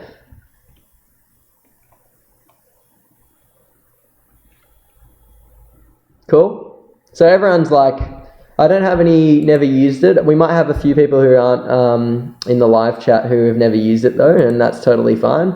So we won't go through every single base concept, but it'll certainly be tailored to anyone who's just kind of starting to use it as well. Cool. So if you haven't used it or heard of it before, I'll just bring my Rhino window back up. Grasshopper is an algorithmic plugin for Rhino, and it gives us parametric control over a series of relationships we're able to create through node-based components. And what this essentially means is that we can create infinite design options through a series of relationships that we design and we control in Grasshopper. We can extend this control directly into our Phologram session with the new version of Fologram, which is going to be pretty awesome to take a look at with you guys now. So get your new Rhino document up. Like, once again, just in case you haven't done it, I've just gone File, New, and I didn't save changes to my Barcelona Pavilion document, and I've just selected large objects millimeters, just to reiterate. Let's go ahead and open Grasshopper. So there's a couple of ways we can do this. The first way is to come up to this standard tab up here and just select on this little green bug looking icon, and that'll load our Grasshopper plugin into our window. If for some reason you don't see this standard toolbar, once again, command-based approach in Rhino, you can just type in Grasshopper and there's a command that will start Grasshopper up for us. And you'll get the little loading screen straight away like that.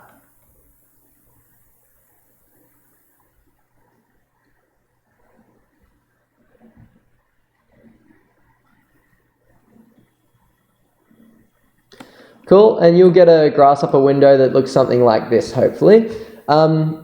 So once that window has loaded, just make sure you don't have it full screen like me. So I've done this deliberately to say that let's not do this. When you're using Grasshopper, you want to be previewing, you want to see your Grasshopper file, and then what that's going to do, it's going to create previews of geometry inside of Rhino. So you want to be able to see both at once. So I'm just going to minimize mine a little bit and just kind of scale it down to like that. I'm also going to leave access over to the right here because I want to be able to just see the Fologram Connect panel when we go back and connect to sessions later on. So just resize that manually. The interface to Grasshopper is pretty simple. At the top we have, your standard file menu up here. Beneath that we have a series of tabs which contain things called components, and components are the basis of Grasshopper. They essentially serve as commands that give us parametric control over a whole number of tools in Rhino. You might have a totally different number of tabs compared to mine, but don't worry about this. That's because we'll have different plugins installed on our Grasshopper versions. So you won't need any extra plugins other than Fologram for today's webinar. And if you've already been able to follow this far along in Rhino, you'll have no issues because that Grasshopper plugin will install automatically in your Rhino session. Cool, so below this we have a few extra tools here. We're not going to talk through too much about these. They're kind of like little shortcuts and visibility tools. I won't go into too much detail about them. And then the rest of this is the main part of the canvas. It's the main part of the application, and it's what is called the canvas. So the Grasshopper canvas is a term you've probably heard before if you're a user of it. And this is where all the magic happens. It's where we'll drop our Grasshopper components onto to create our parametric relationships. So the navigation is quite similar to the Rhino interface. You kind of zoom in and zoom out with your scroll button, and then you hold and right click to move with your mouse around a pan. So down here, these are old files that I've opened recently. They're just like, easy access. If you've saved a file, Grasshopper remembers and gives you the opportunity to go and open one of these files easily. So let's create our first Grasshopper component. The easiest one for us all to understand is a sphere, and there's a couple of ways we can create a sphere in Grasshopper. The first would be to go up to the Surface tab and click under Primitive, and just click on the little sphere component. There's a few different sphere options, but we'd want to go with the sphere itself. And if you click on that, you'll be able to then click on the canvas and you'll be able to drop your component there. The other way, which is the much more intuitive way for me, is if you double click with your left mouse button on the Grasshopper canvas and search for sphere, you'll get like a drop down menu that basically returns all components that kind of match the search that you've put into the little command there. So it's a little bit like the Rhino command, but it's more like a search function. So you can just go and search for different components. So I'm going to click on that. And straight away, a few things have happened. So our components appeared here, and a red sphere, like over here, has previewed inside of our Rhino window. I'm going to double click on perspective and just make that full screen for now.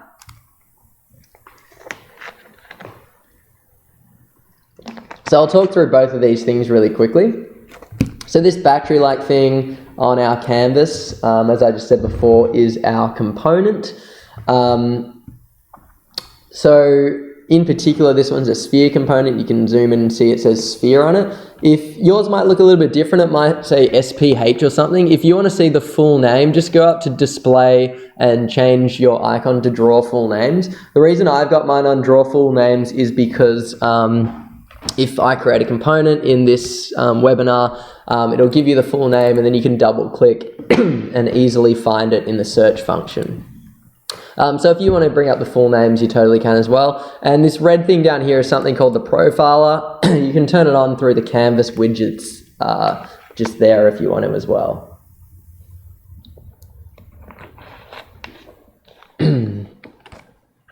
Okay, cool. So components generally have inputs and outputs, and the input parameters basically contain information that enables us to manipulate and control to get a desired outcome from our component. So to understand what this information on the inputs might be, we can hover over their names. So the radius, currently the radius is set to a value of 1. The input for that is obviously a number. And then the base is taking in what's called a base plane. If you're new to this, you could kind of think of it almost as like this plane here. It's got an x-axis and a y-axis. It's almost like a Cartesian plane that denotes 3D space. Think of that of the sphere as giving the sphere a location and an orientation, essentially. So our component wants a plane and a radius, and by default, like many components in Grasshopper, will have default values. So our sphere has a default value of this base plane that we see in Rhino, as well as a radius of 1. And then these inputs are taken inside of the component, and a command is run on the inside that we don't see, and it spits out a sphere as an output in the Rhino window. So the sphere output is represented as a red transparent sphere in our Rhino document. And we can't actually select this geometry in Rhino. So you see if I zoom in and I try to select it, I can't actually click on it at all. So that's because it's a preview, okay? So the reason there's previews is that you don't want to just like quickly create all this Rhino geometry. Your file will get huge and you won't be able to create options. So you can actually freeze these later through a process called baking. I'm not going to go into that too much. If I click on my sphere, it'll turn green, and you'll see the component turns green as well. The reason it turns green is because we might have like hundreds of components on our Grasshopper document, and if we click on one, we just want to see which component relates to which piece of geometry. So that green preview gives us that kind of like hint straight away. All right, so the sphere is pretty small right now. And I want to make it a little bit larger so I can clearly see it on my device when I connect to Phologram. So to make it larger, I want to change the radius. So we're going to create a number slider. So a number slider is essentially this flexible thing that we can change numbers on, and it's going to denote the value of this sphere over here.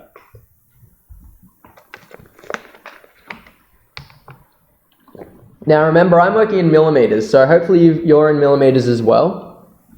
And we want to, give this a value that's going to work for us in AR. So I'm going to double click on the canvas, and to create a number slider, you simply just type in a number. I'm going to type in 50. Sorry, I've just got something in my throat. There we go, hopefully that fixes it.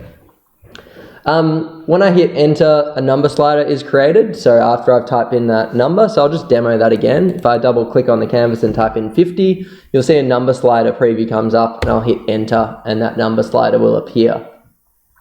So I want to connect this slider to my sphere. To do this, I just hover my mouse button over the right side of that slider output, and I can click with my left mouse button and drag that into the radius of the sphere. And you can see like I get this wire that I can drag around, and it kind of snaps into the radius like that.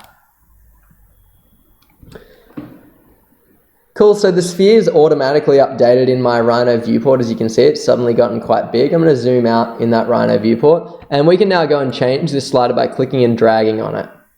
And our sphere will update live with these changes.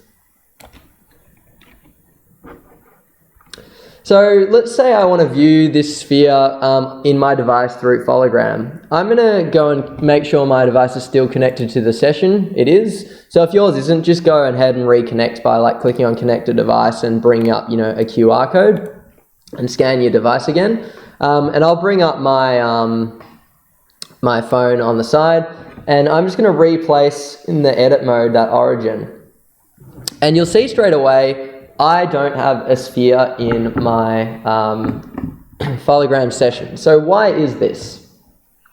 Grasshopper files can often contain an enormous amount of components. So Phologram doesn't synchronize geometry unless we prompt it to. So to send this sphere to our device, we need to make use of some of Fologram's Grasshopper tools. So these Grasshopper tools can be found under the Fologram tab in Grasshopper. So if I go to this F over here, you'll probably have way less plugins than me, which is a good thing. You'll find the Fologram tools underneath that. So the tools are organized into 4 drop-down menus. We've got Flow, Sync, Track, and Utilities. And we're going to focus on some of the tools under the Sync drop-down menu in this webinar. So the easiest way to send Grasshopper geometry to our Fologram session is by using something called the Sync Object component. So under Sync, you can go to Sync Object, and you can click on that and drop on the canvas, or you could double click and search for it, Sync Object.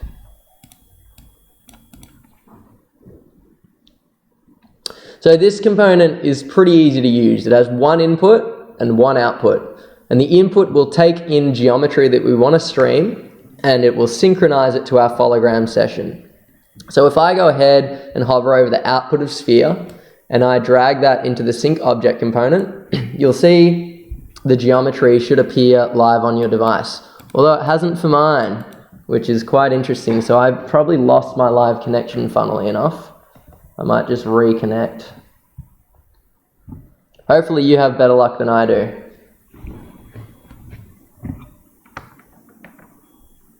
I'll just reconnect my device and delete that Sync Object component and bring up my QR code, and I'm going to go and just scan my surroundings, place there, and hopefully this time Sync Object, plug that in, and oh, there must be something going on with my device. Wonder why that is. So just give me a second. I might just reset my Fologram session. There we go. So I was having a few Wi-Fi issues earlier when we were starting, so I'm guessing it's to do with that. So I'll do my demo again. I don't have a sphere on my canvas.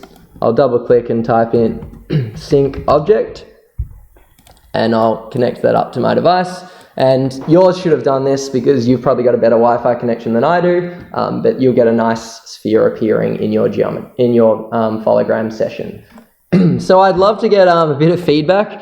I know what my answer to this will be, and it's to do with my computer, but on the polls, we've got another poll that says, was it easy to send your Grasshopper geometry to your device? The answers are A, yes, it was super easy. So hopefully most of you will answer A. I'll answer C, no, it was too complex because I had issues with my computer. B, it was a little tricky, or D, it didn't work at all. And let me know in the chat if you had like an issue like I did. I'd love to know if we can resolve that. I'm pretty certain that was just a Wi-Fi connection problem on my end. So just go on to the polls and give us a little bit of an answer.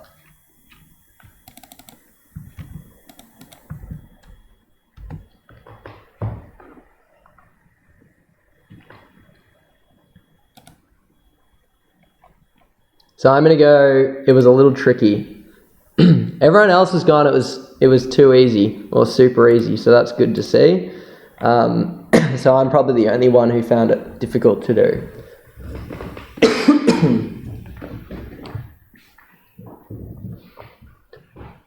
Okay, cool. So I'll just jump back into the Rhino session.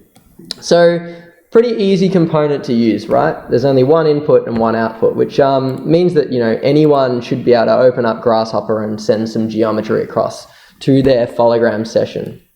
I'll just keep my phone there for you all to see. So whilst this is a simple component on the surface, you actually have a few extra options that are hidden inside of it. And these settings can be viewed by right-clicking on the component. So I'm going to right-click on Sync Object. So make sure you right-click on the Phologram logo. Don't click on the grey part because you'll just get the grafting and flattening options. Right-click on the Phologram logo there. And the most obvious thing that we can see here is the ability to change the material of our geometry. Sorry. So let's have a quick play around with the color picker. I'm going to change my geometry like a red color. And you can see it updates live in my device straight away. I might actually change it to blue with this little hue value over here. Oh, that's purple, not blue. There we go. And we can also adjust the reflectivity of the material. So down here we've got a couple options called specular and gloss. Specular will make the material shinier, so I'll just pull that up there. And you'll see in my device I get a shinier material. And then the gloss will make the reflections a bit clearer. So I'll pull that up and you'll be able to see the reflections in your device. So other material changes you can implement include choosing your own image or texture to apply. So you could come here to select texture, and we could go to our template files, and under part 6 there's a little timber texture that we can apply to our sync object component. And straight away you'll see that update live in your device. So I've got that little texture component. So to remove that texture, if you wanted to get rid of it, you right click and go back onto the timber texture.jpg and just go cancel, and then you'll be able to clear that texture. So I'll just demo that again. So if you want to apply a texture from an image file, just right click on the sync object where the Phologram logo is, go to select texture, and I'm using the webinar template file of the timber texture. I'm going to open that one up like that, and then my timber texture will be applied. Once again, to remove that timber texture, I'm going to click on timber texture.jpg, and I am going to go cancel, and I'll be prompted with a little message that says, do you want to clear the currently assigned texture? I'm going to go and select yes. So then we default back to our little blue color that we have going on there.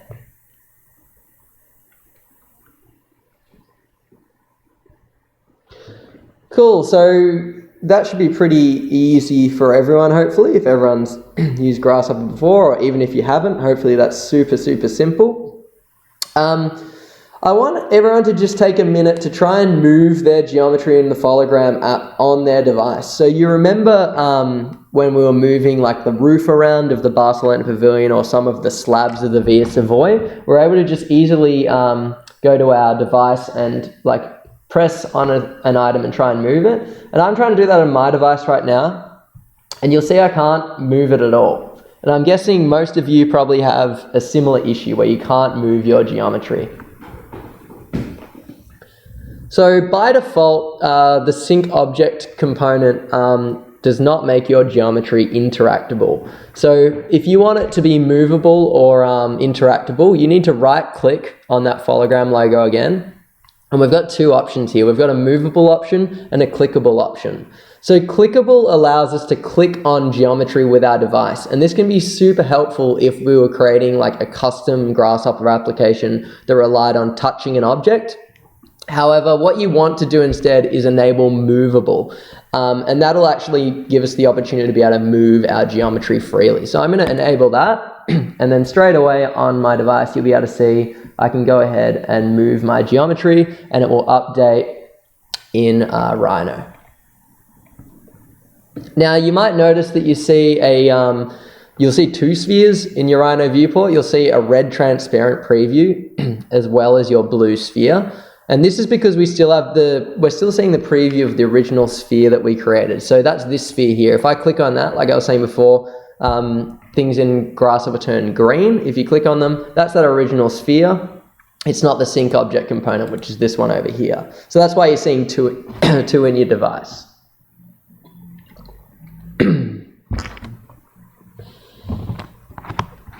So one other thing you'll notice that's updated in our Grasshopper document is we now have a dotted wire connecting the sync object to the sphere component. So that's just right there. What this is telling us is that there's a dependent relationship between these two components. And this means that if we change any of the parameters that are connected prior to this sync object component, we'll lose the movement transformation that we've applied on our device. So we can test this out by just changing the radius. You'll notice straight away when I change the radius that the sphere defaults back to its original position, and I'd have to go and move it again to try and get back into its original spot. So there's a dependent relationship between this component and everything that happens before it that it relies on. And that's what that little dashed line means. So if you go and change a parameter, you'll lose that movement application. So just be aware of that, because if you create an application and you move things into a really great spot and you're happy with your design, and then you move like a parameter that like loses all of the great work you've done, you just want to be aware that that can happen. So that little dash line's a little bit of a warning for that relationship there.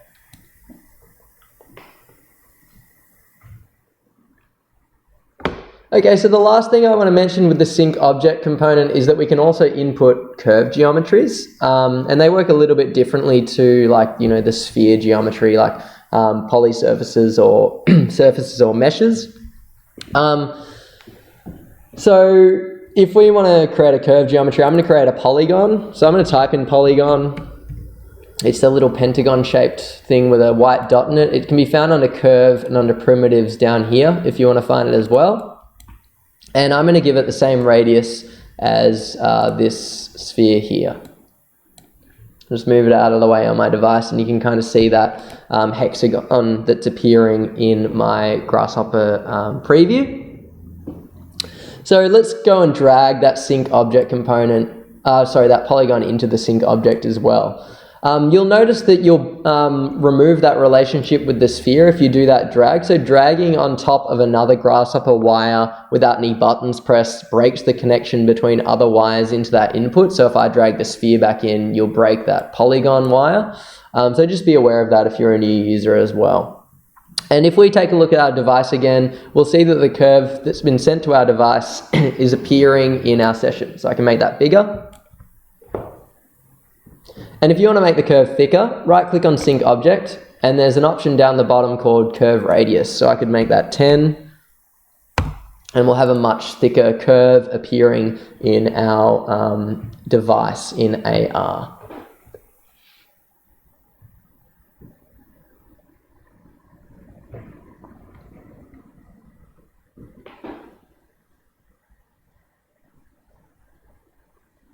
Cool, so I'll just give everyone 1 minute to have a quick play around with that. So if you want, you could try and plug a few different components into the sync object. Meshes, polysurfaces, surfaces, curves are the ones that you want to plug in. It doesn't support points right now, so don't plug in points into it. And we might just take a quick 5-minute break, because I'm just going to get some water because my throat's a bit sore. And just in the meantime, I'd love to get a bit of feedback from you guys on the polls again. So there's a little poll about, I'll just bring it up here. there's not a poll because we just did our poll, but I'd love to get feedback in the chat from you guys about like these kind of questions. So do you think this was helpful as a webinar explanation, or do you think you could figure it out on your own? And do you think it might be better as a small tutorial or like a written resource document? And I'd love to know from especially the people who aren't super expert users in Grasshopper, are you planning to continue learning Grasshopper after this webinar? I'd love to get a gauge on what your feel for it is. So in terms of our Grasshopper users, we had a couple of very high users, we had a couple of newbies, and mostly in the middle band where everyone says they're kind of like a medium user of Grasshopper. Just chuck in the chat if you think you'd be using it afterwards. No, it's not a dry cough. We have a lot of plants in this office, and I think that a bug has flown into my throat, which is quite gross. I'm actually quite well and healthy nonetheless. So I'll just grab a bit of water right now, and I'll be back in 1 second.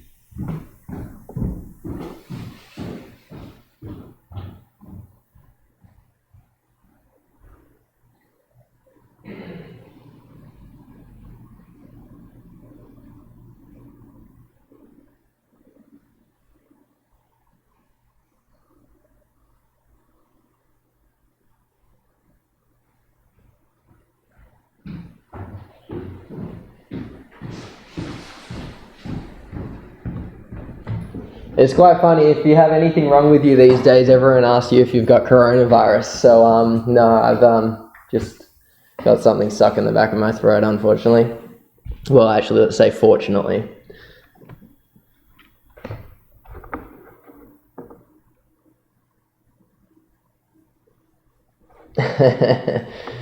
Yeah, bit gross though.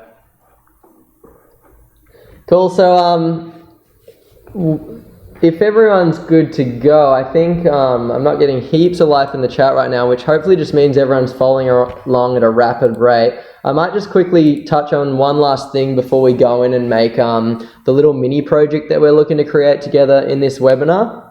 And that's how you might go about synchronizing parameters into your Grasshopper document. So when I was demonstrating this kind of live link thing in Grasshopper, it was quite annoying because I was moving the geometry on my device, and then to demonstrate that I had to lean back into Rhino and move this slider to show that break in the connection, which was just a little bit annoying as a demo. But obviously if you've got lots of sliders in your Grasshopper document and you want to show some options in Grasshopper, you want to way through Fologram to be able to send your Grasshopper sliders to your device. So what we're going to do in this one, we're going to demonstrate just how you might go about doing that. So all we need to do, it's really simple actually. All you need to do is go to the Fologram tab in Grasshopper, and under sync again, you just want to grab what's called the sync parameters component right there. So you can click on that and drop on the canvas, or you could double click again and type in sync parameters, and I'll click on that. And it's a funny looking component. It has no inputs and like no outputs and no anything basically. It's just a little kind of pendant looking thing, and that just drops straight onto your canvas. So the pendant itself isn't super important, but what is important is the change that we see in our number slider. So you noticed before when we had the number slider, we didn't have this little Fologram logo sitting next to our device. So if this little Fologram logo is actually a little button, and I could click on it and it turns purple, which tells me it's on, and it turns off if I click on it again. And what's happening when I turn this on is I'm actually synchronizing this parameter to my device. But I guess the question is, where on your device is this sent to? So if you look at your Fologram app, the bottom left icon on the menu bar kind of looks like the sync parameters component up here. It's got a couple of little sliders, and it's the only menu we haven't gone through on the app just yet. So if I bring up that little parameters menu, you'll see I get a little Grasshopper parameters message saying that to add parameters to this panel, create a synchronized parameters component, and then we can, synchronize some different parameters. If mine's currently empty, so if I go ahead and click on this number slider, straight away it's sent to my device. Oh, sorry, I don't have the thing up. I'll just demo that again. Just realized that was sitting behind the screen. So in the bottom left corner, the Grasshopper parameters tab right there. If you click on that, it says Grasshopper parameters. To add parameters, create a panel to synchronize the parameters in Grasshopper. And if I go and click on this number slider, straight away my number slider appears in my Fologram device. And I can just move my mouse away from this number slider now. I'm going to try and update that number slider.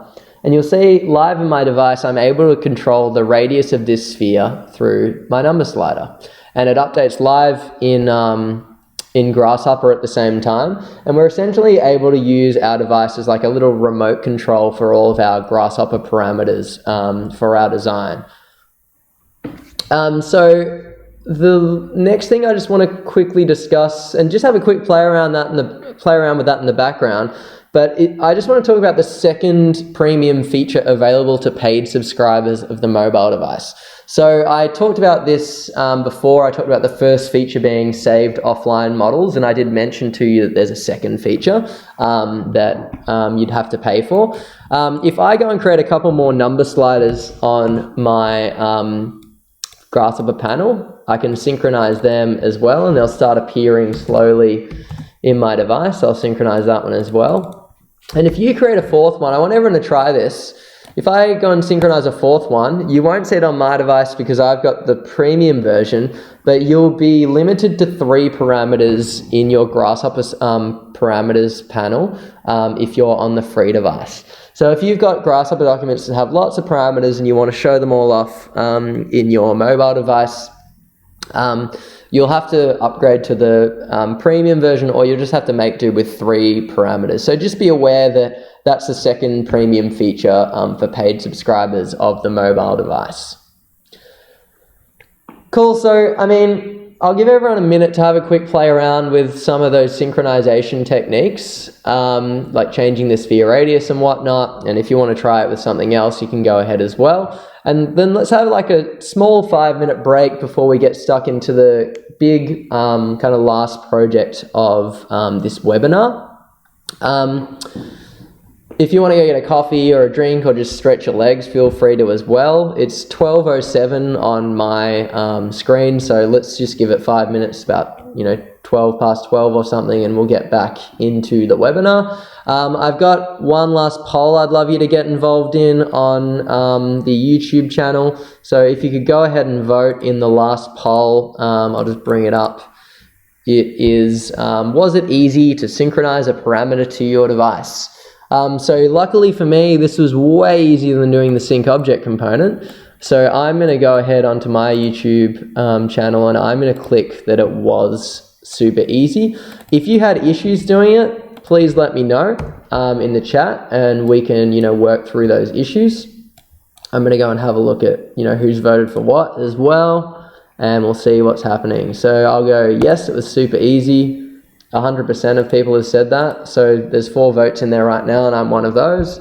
And just let me know how you found that. But it'd be great to hear from you if you have anything else to say in the chat, or if you have any issues, or if you have any suggestions. I'd also love to prompt these questions. Are 3 free parameters enough for you to use in your work? Do you reckon you can get by with 3? Is that like easily enough parameters for you? Let me know in the chat. And I'd love to know, are you likely to explore like the rest of the Fologram tools in the app on your own? So we're not going to do a deep dive into things like the tracking tools today in this webinar, which are really interesting tools in themselves. We've got a lot of examples on the Fologram community. I can show you a link to those. If you go to the Fologram community and find the Rhino and Grasshopper forum, we've got a whole bunch of examples that are posted that give you a lot of demos on some of the different tools that we have in Fologram as well. All the files are free to download. There's a little description of what the tool itself is doing. But I'd love to know if you want to jump on the chat. Let me know if you think you'll go ahead and test out these things on your own, or would you love like another webinar on like the tracking component specifically, or a much deeper dive into some of those tools. Chuck us your thoughts, and let's reconvene in 5 minutes, and we'll get stuck into the last project.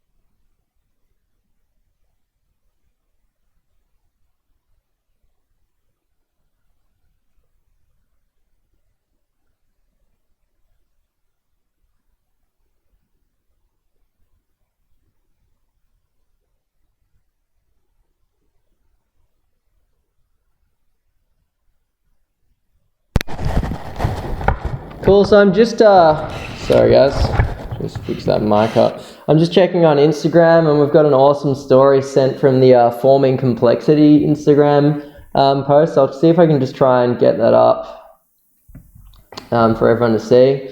It's pretty cool. So Forming Complexity is a design studio at RMIT run by Nick Bao and Hassam Mohammed. So those guys are doing some pretty cool stuff, and I'm guessing they must have got bored of my descriptions because they've gone and got their own model up on the webinar. It looks great.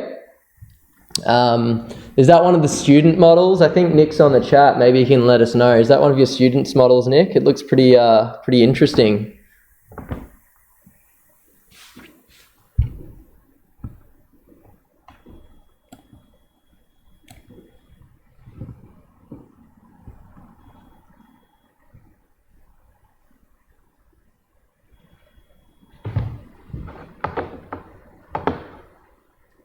Cool. So we're getting a yes, it's mine. Okay, are you one of the students in that design studio? I'm just interested to know.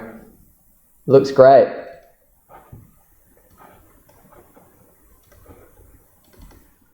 Cool, awesome. So, I mean, my recommendation see if you can chuck some textures on it. Like Fologram supports textures. Are your shadows on as well? I think they might be, but just double check your shadows are on, and maybe put some textures onto that thing and see how it looks. Give us some color, give us some bling. All right, so we might move on to the last part of the training of this webinar, which is going to be looking at how we can apply these tools to like a little application inside of Phologram. So rather than just being like, "Ooh, look how cool Phologram is," we can make a sphere, which is pretty boring, I think, at the end of the day. Let's see how we could, use this kind of movable sphere and apply it to a slightly more interesting example. So I'm going to go on my Grasshopper document, and I'm going to go to File, Open Document, and I just want to navigate to the webinar template files to Part 8. And we're going to open up that urban tower model right there, okay? So in this little demo, and my cough's gone, by the way, which is great news. I feel a lot better now. Quick recovery. So in this demo, we're going to incorporate the sync object component that we've learned. We're going to try and do some interactivity. We're going to put some materials on some things, and we're going to use synchronized parameters in the project. So I'll go and open that little Grasshopper document, and straight away you'll get a little red preview of like a little urban 3D model. And right now this, like you'll see, I'll just show you my phone, all of my spheres disappeared because obviously none of this is synchronized. Don't be overwhelmed by the file. Like, I'll zoom out. It's not too crazy. There's a few components in there, but you don't need to understand what all these are doing right now, because this isn't like a super intense Grasshopper training webinar. We're just looking at how we can like use the Fologram tools to create, design iterations or presentations or fabrication instructions in Fologram. So I'll just give you a broad description of what this algorithm is doing. Essentially what's happening is the algorithm is set up to measure the point from this little sphere, which we're going to kind of turn into an interactive sphere, to some point on the tower. And you'll see the tower has all these little hexagonal openings. It's a hexagonally patterned tower. So if a hexagonal opening is close to this sphere, the opening is going to be larger. You see all the ones at the bottom right next to the sphere are a lot more open, and the ones at the top are quite small and kind of closed off, okay? So it's pretty much just a simple attractor point algorithm, really, really common in Grasshopper, with a few kind of like fancy tweaks to get it into a tower form. It's one of the first things you probably learn when you ever use Grasshopper. We're going to make this sphere interactive so that when we move it on our device, the openings in the tower update live. There's a couple of other extra things I've added into the algorithm as well that enable you to change the form of the tower and also give the tower like a really cool twisting effect. And we'll go through those when we synchronize the parameters themselves.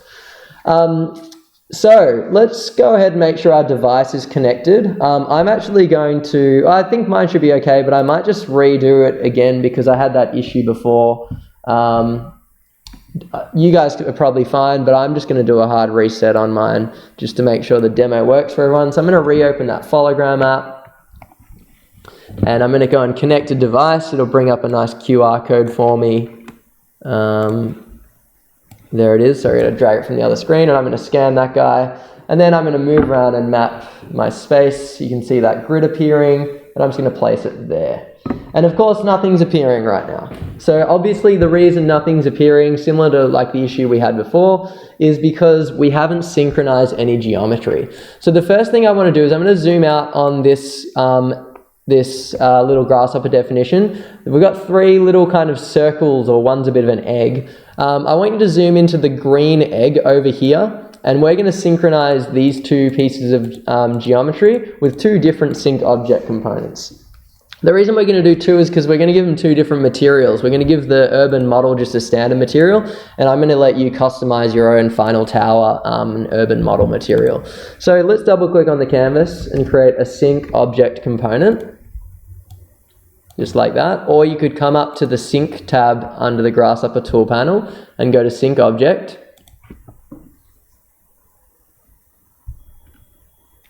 And then I'm going to just plug that final tower and urban model into sync object.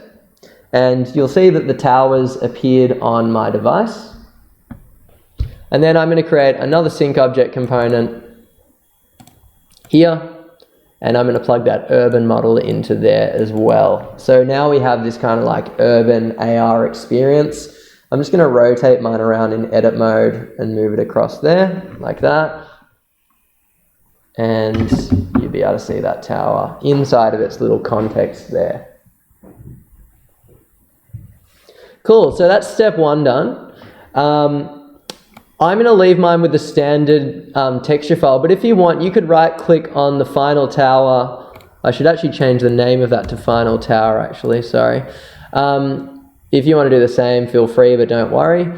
If you want to right click on the sync object component, you could go and select a texture, and in the part 8 folder, I've got a bunch of little texture files that we could go and give a go. So I might go and put like a little marble texture on top of mine. It's going to be pretty unrealistic, but it kind of looks cool. We're not going to go into texture mapping in this webinar because it's a little bit of a complex discussion and it requires another plugin. But if you want to go and add like a color to yours or add a different texture, feel free to go and drop that into your sync object. So just right click and go to the texture and open up a texture file.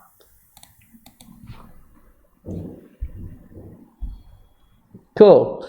So then let's zoom back out, and the other thing I want to do is zoom into this little kind of purple or blue sphere input. So now we want to do our little sphere trick that we were doing before, where we're going to create a movable sphere.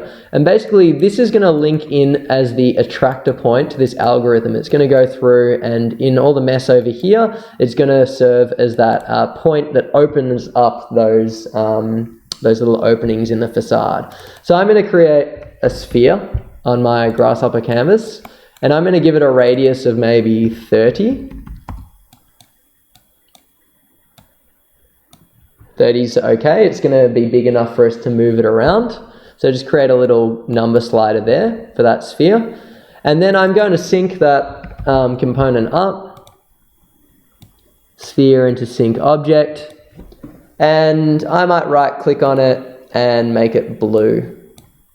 So I'll bring up the saturation and then just change that hue to a nice little shade of blue. So it's essentially the exact same thing that we were doing before. So the relevance of this is that we weren't just creating a sphere for the sake of creating a sphere in the last exercise. This is going to serve as an input into our new little model here.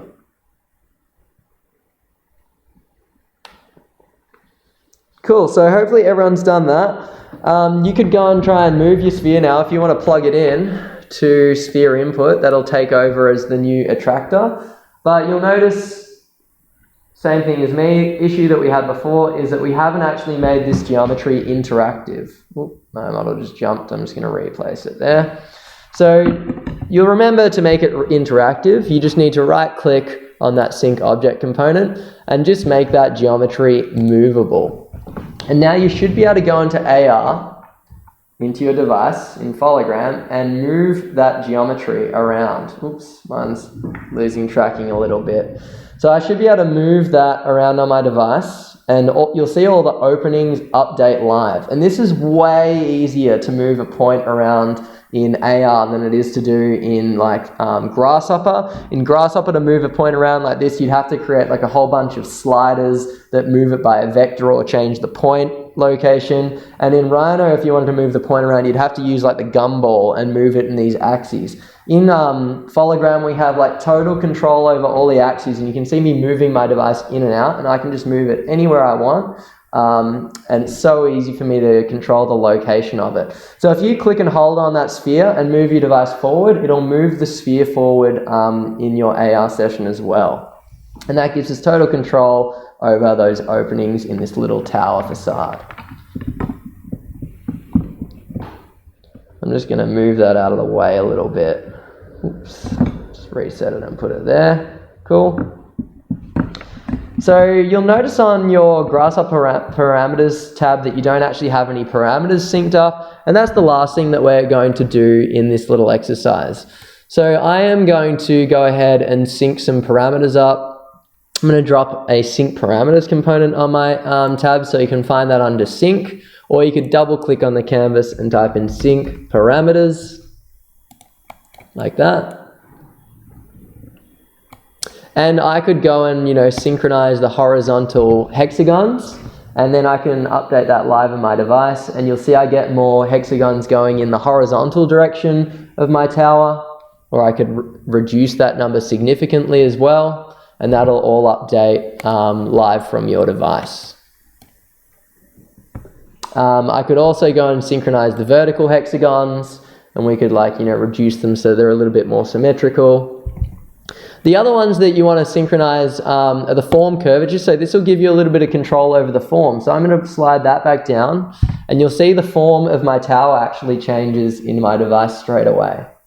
So that gives you a little bit of control over the form. And I've got 4 parameters available because I've got the paid version, so I'm going to add the tower twist on. And I'm going to drag my form curvatures up to the highest first so we get those defined edges. And I'm going to give my tower a little bit of a twist. So you can see how my tower is now a little twisting tower inside of AR.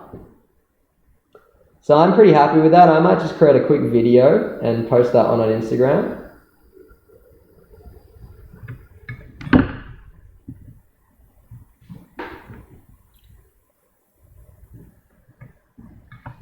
And I'll just jump back into Instagram and add that to my story. Just in there. I'm going to turn the sound off.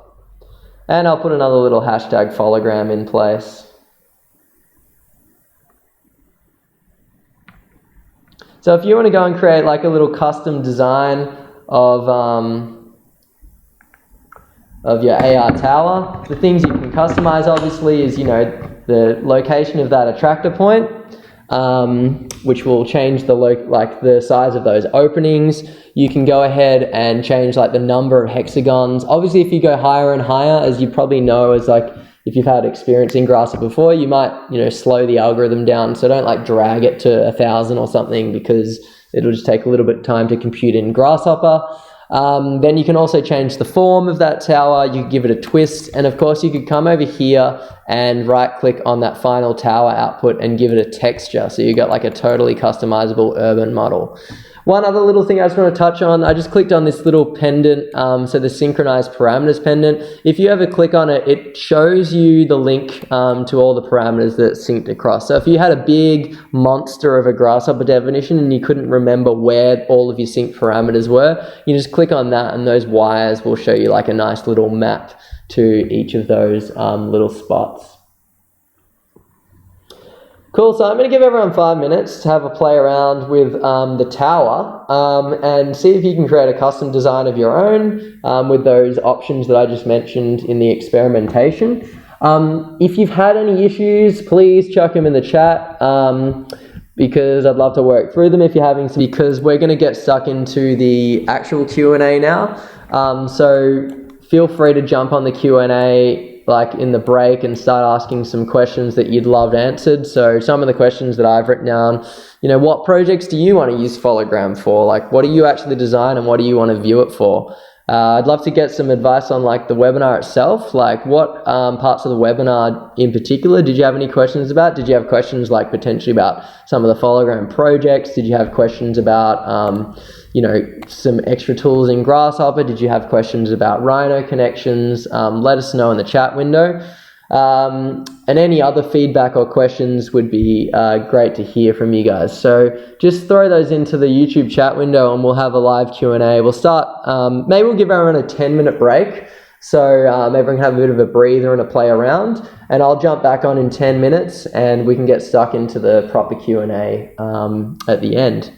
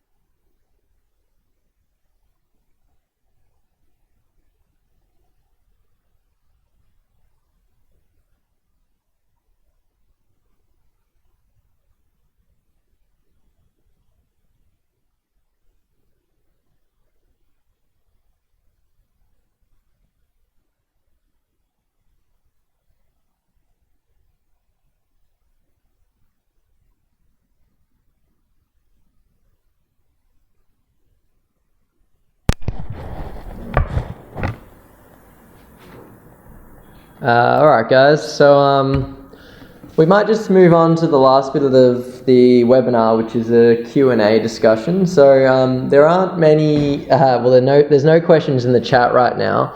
If you do have any questions, just post them in. In the meantime, what I'll do, there was an interesting question earlier by Eric, who was asking about making menus in Grasshopper. So I might show a couple of extra kind of menu synchronization tools in the meantime, just in this QA session. And as the questions kind of roll through in the chat, I'll answer them as well.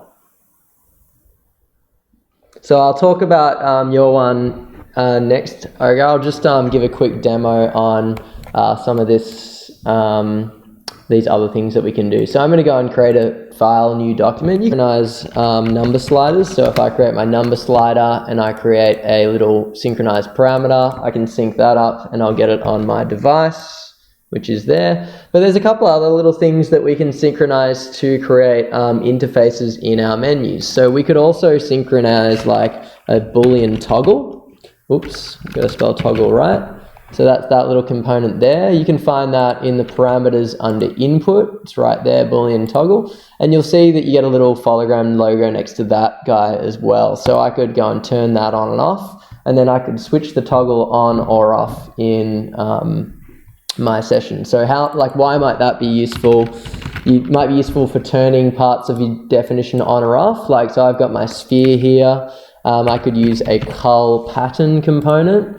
You can find the cull pattern component under set in sequence. And what this does is it takes in a list of items basically, and it culls them based on a true or false value. So if it's false, it'll get rid of the item, and if it's true, it'll keep the item.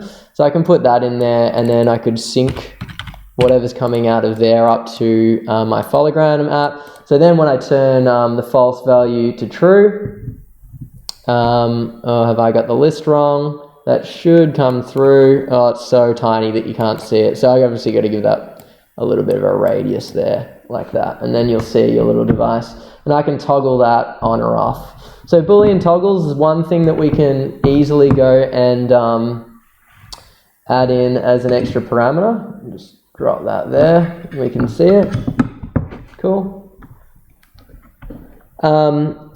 And other questions in the chat, dump them in. I'll get to that question that's sitting there in the chat in a second. Another thing that you can synchronize up would be a button. So you might have used buttons for like simulation plugins in Grasshopper previously. So the button can be found once again under input. It's right next to Boolean toggle, and I could sync that up. And basically you just get a little name and you can kind of click on it. And obviously the button will give you true or false values as the output. So there's one other thing that we can synchronize up to our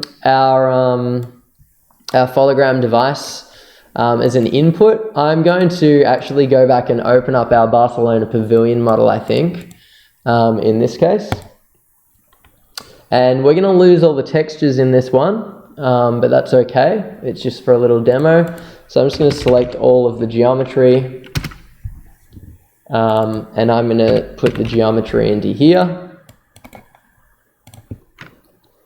And I'm actually going to hide all these layers because we don't want overlaps coming through from what we're seeing in our synced objects in Grasshopper, and our output coming from the sync object component. So we've got our geometry synced there, and I'm going to go and scale all of this.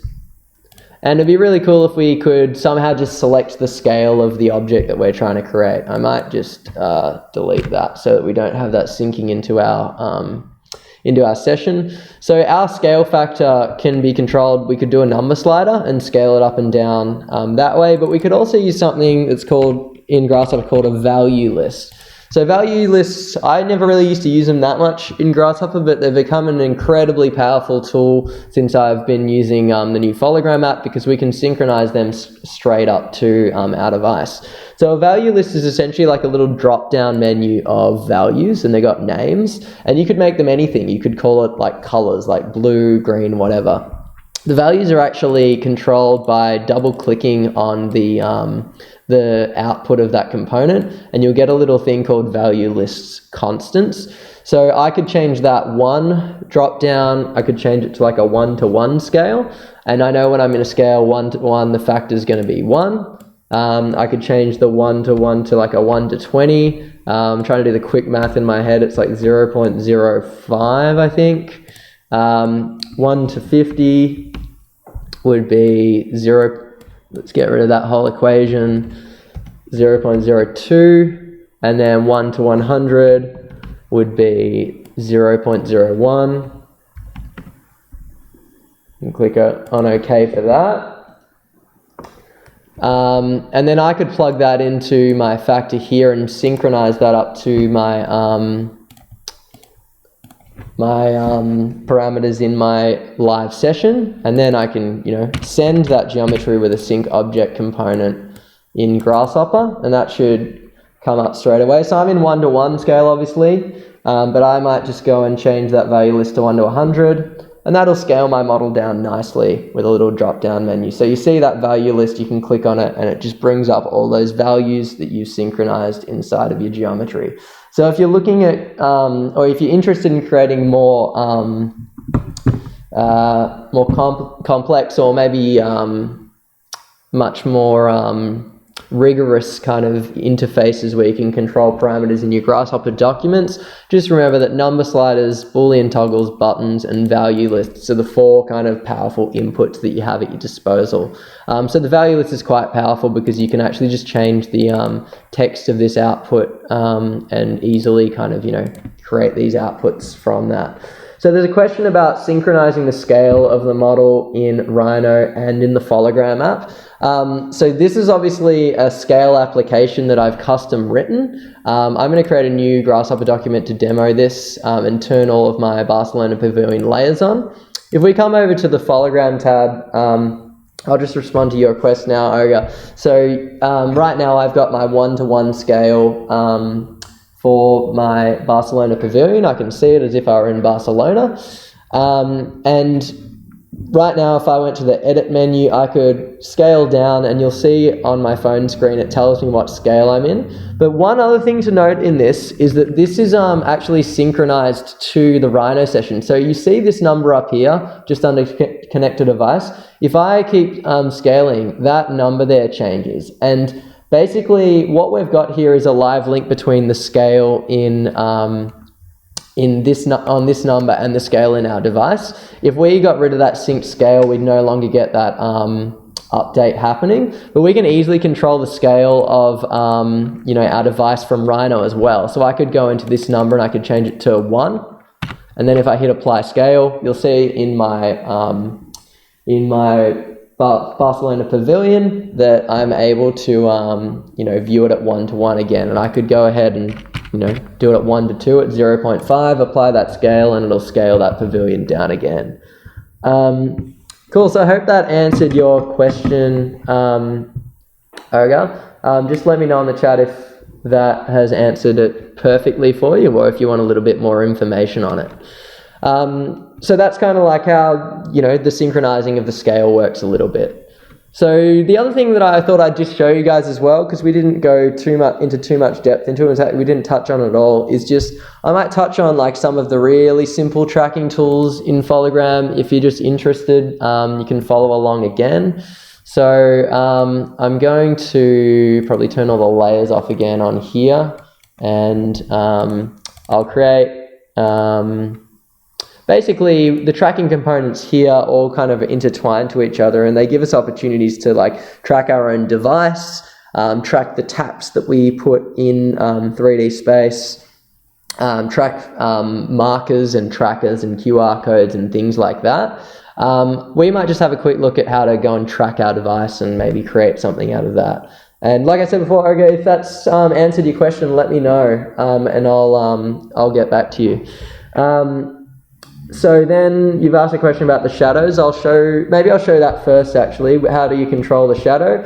Right now you can't control the shadow in Phologram, so it's not currently supported, but in a very future build very soon we will support Rhino Sun shadows. So right now obviously if you put your Via Savoy on, you'll see the shadows there. They do move. They're currently from like a certain point. They move if you rotate the model, but right now there isn't any shadow control supported in Phologram, but it's certainly on the roadmap, and you'll definitely see it in a future build of this app going forward.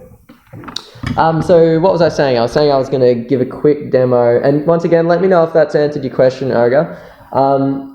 I'm going to give a quick demo on just a quick tracking tool, just to give everyone an idea on how that works.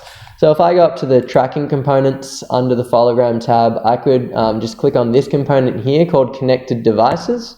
And what that'll do is if I hover over the output of devices, it'll give me a list of the devices that are connected to this session. So because my device is now, looking at an offline Via Savoy model, you'll notice that on my drop-down menu, I'm not actually connected to the session. So I'll go up to my settings toolbar and just restart that app. And I'm actually given a little button at the bottom that says reconnect. I could go and rescan the QR code itself and then create another live connection. But if your app detects that you've already got a connection live that you've just connected to previously, we can easily go ahead and just reconnect to that. So I'm going to click reconnect, and you'll see I get, space to move around on my model, and I've got nothing in this model right now, so that's okay. But if I hover over that now, you'll see that my device has been added to the output device list here. So it's sensing that, Sean's iPhone is connected to this session. So what we could then do is we could go and track the device. And if I go and track that device, we should see, I'll just zoom in, Rhino, you'll see a little mesh preview of your phone. So if I go and lift that up, you'll see that the mesh preview of that phone is following the location of my phone in 3D space. So this is a pretty powerful tool. Like you could use this for a lot of things, obviously. What I'm just going to quickly do is show you how we can use the output of this. So the output of device transform spits out a bunch of different things. I'm going to take the point location of this device. So basically I'm creating a little point container there. If you've never done this before, just double click on the canvas and type in point. And what it's going to do is it's going to convert this output here into a point, because this component's smart enough to be able to figure out, okay, I need to send out a point to this output. And then I could create what's called a little recording function, a data recorder. So just type in record or data recorder into your canvas, and we could go and, record some of these points. Pretty sure that's found under utilities. Yeah, there it is, data recorder right there. And I can drag that into point, and it'll start recording my device as I update these points. And then from that, we could create what's called a polyline, which is just a line through all of these points. It's that one there, polyline. From memory, I think it's under primitives, but I can't remember off the top of my head where polyline actually is. I think it's spline maybe actually. Yeah, there it is, under spline. You'll be able to find polyline under curves, and then spline, it's right there. We can plug that into there. And then as we move our device around, we're creating a little line in Rhino.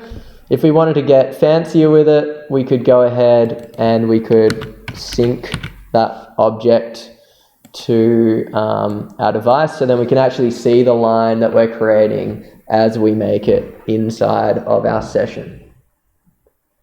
So that's a pretty easy way of using that sync parameters, tracking component in your device. Pretty simple little algorithm to create like a trail from your actual device itself. The other thing that we can do, you won't be able to demo this straight off the bat, but I'll just give one last little tracking demo on an Aruko marker, which is a marker that looks something like this. You may have seen them before. We can actually track these markers. I'm going to stop all of this stuff and delete it actually, because that's getting a little bit annoying.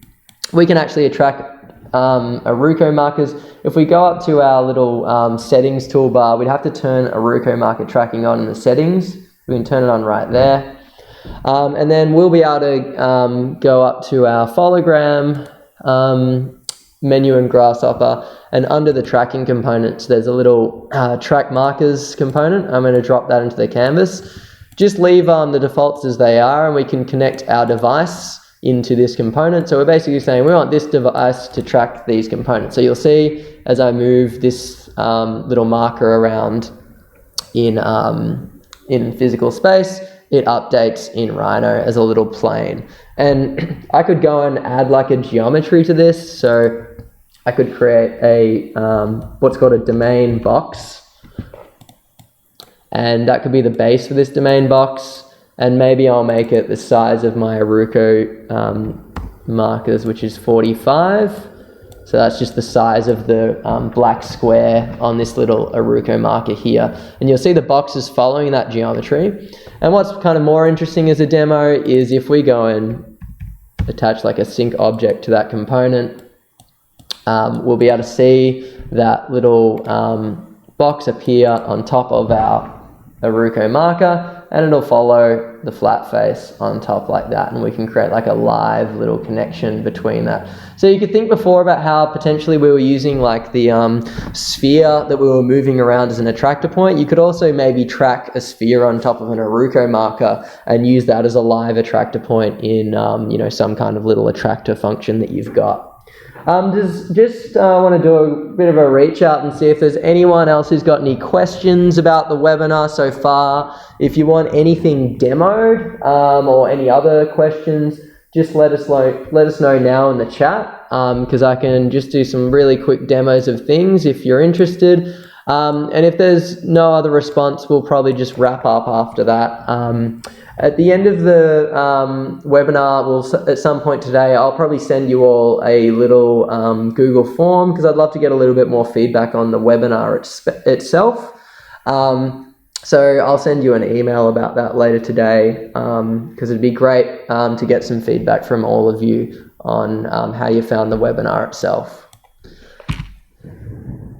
Cool, so I'll give everyone just a minute in the chat. If anyone wants anything demoed, just let me know. And if not, we'll just end the session here.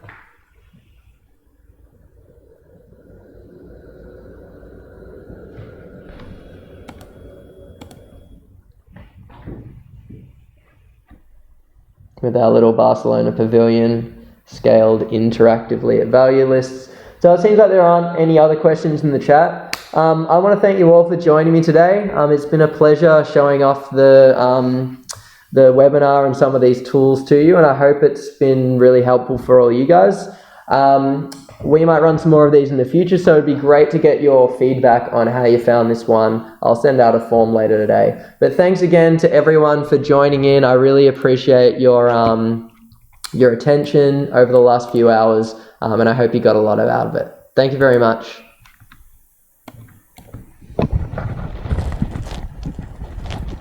One last question came up. Yes, the video will be posted onto YouTube, Nick. So I'll just write that in the chat as well. So yes, this will be available for everyone else to go and have a look at afterwards. I'll post the video up to YouTube either today or tomorrow. Thanks again, everyone.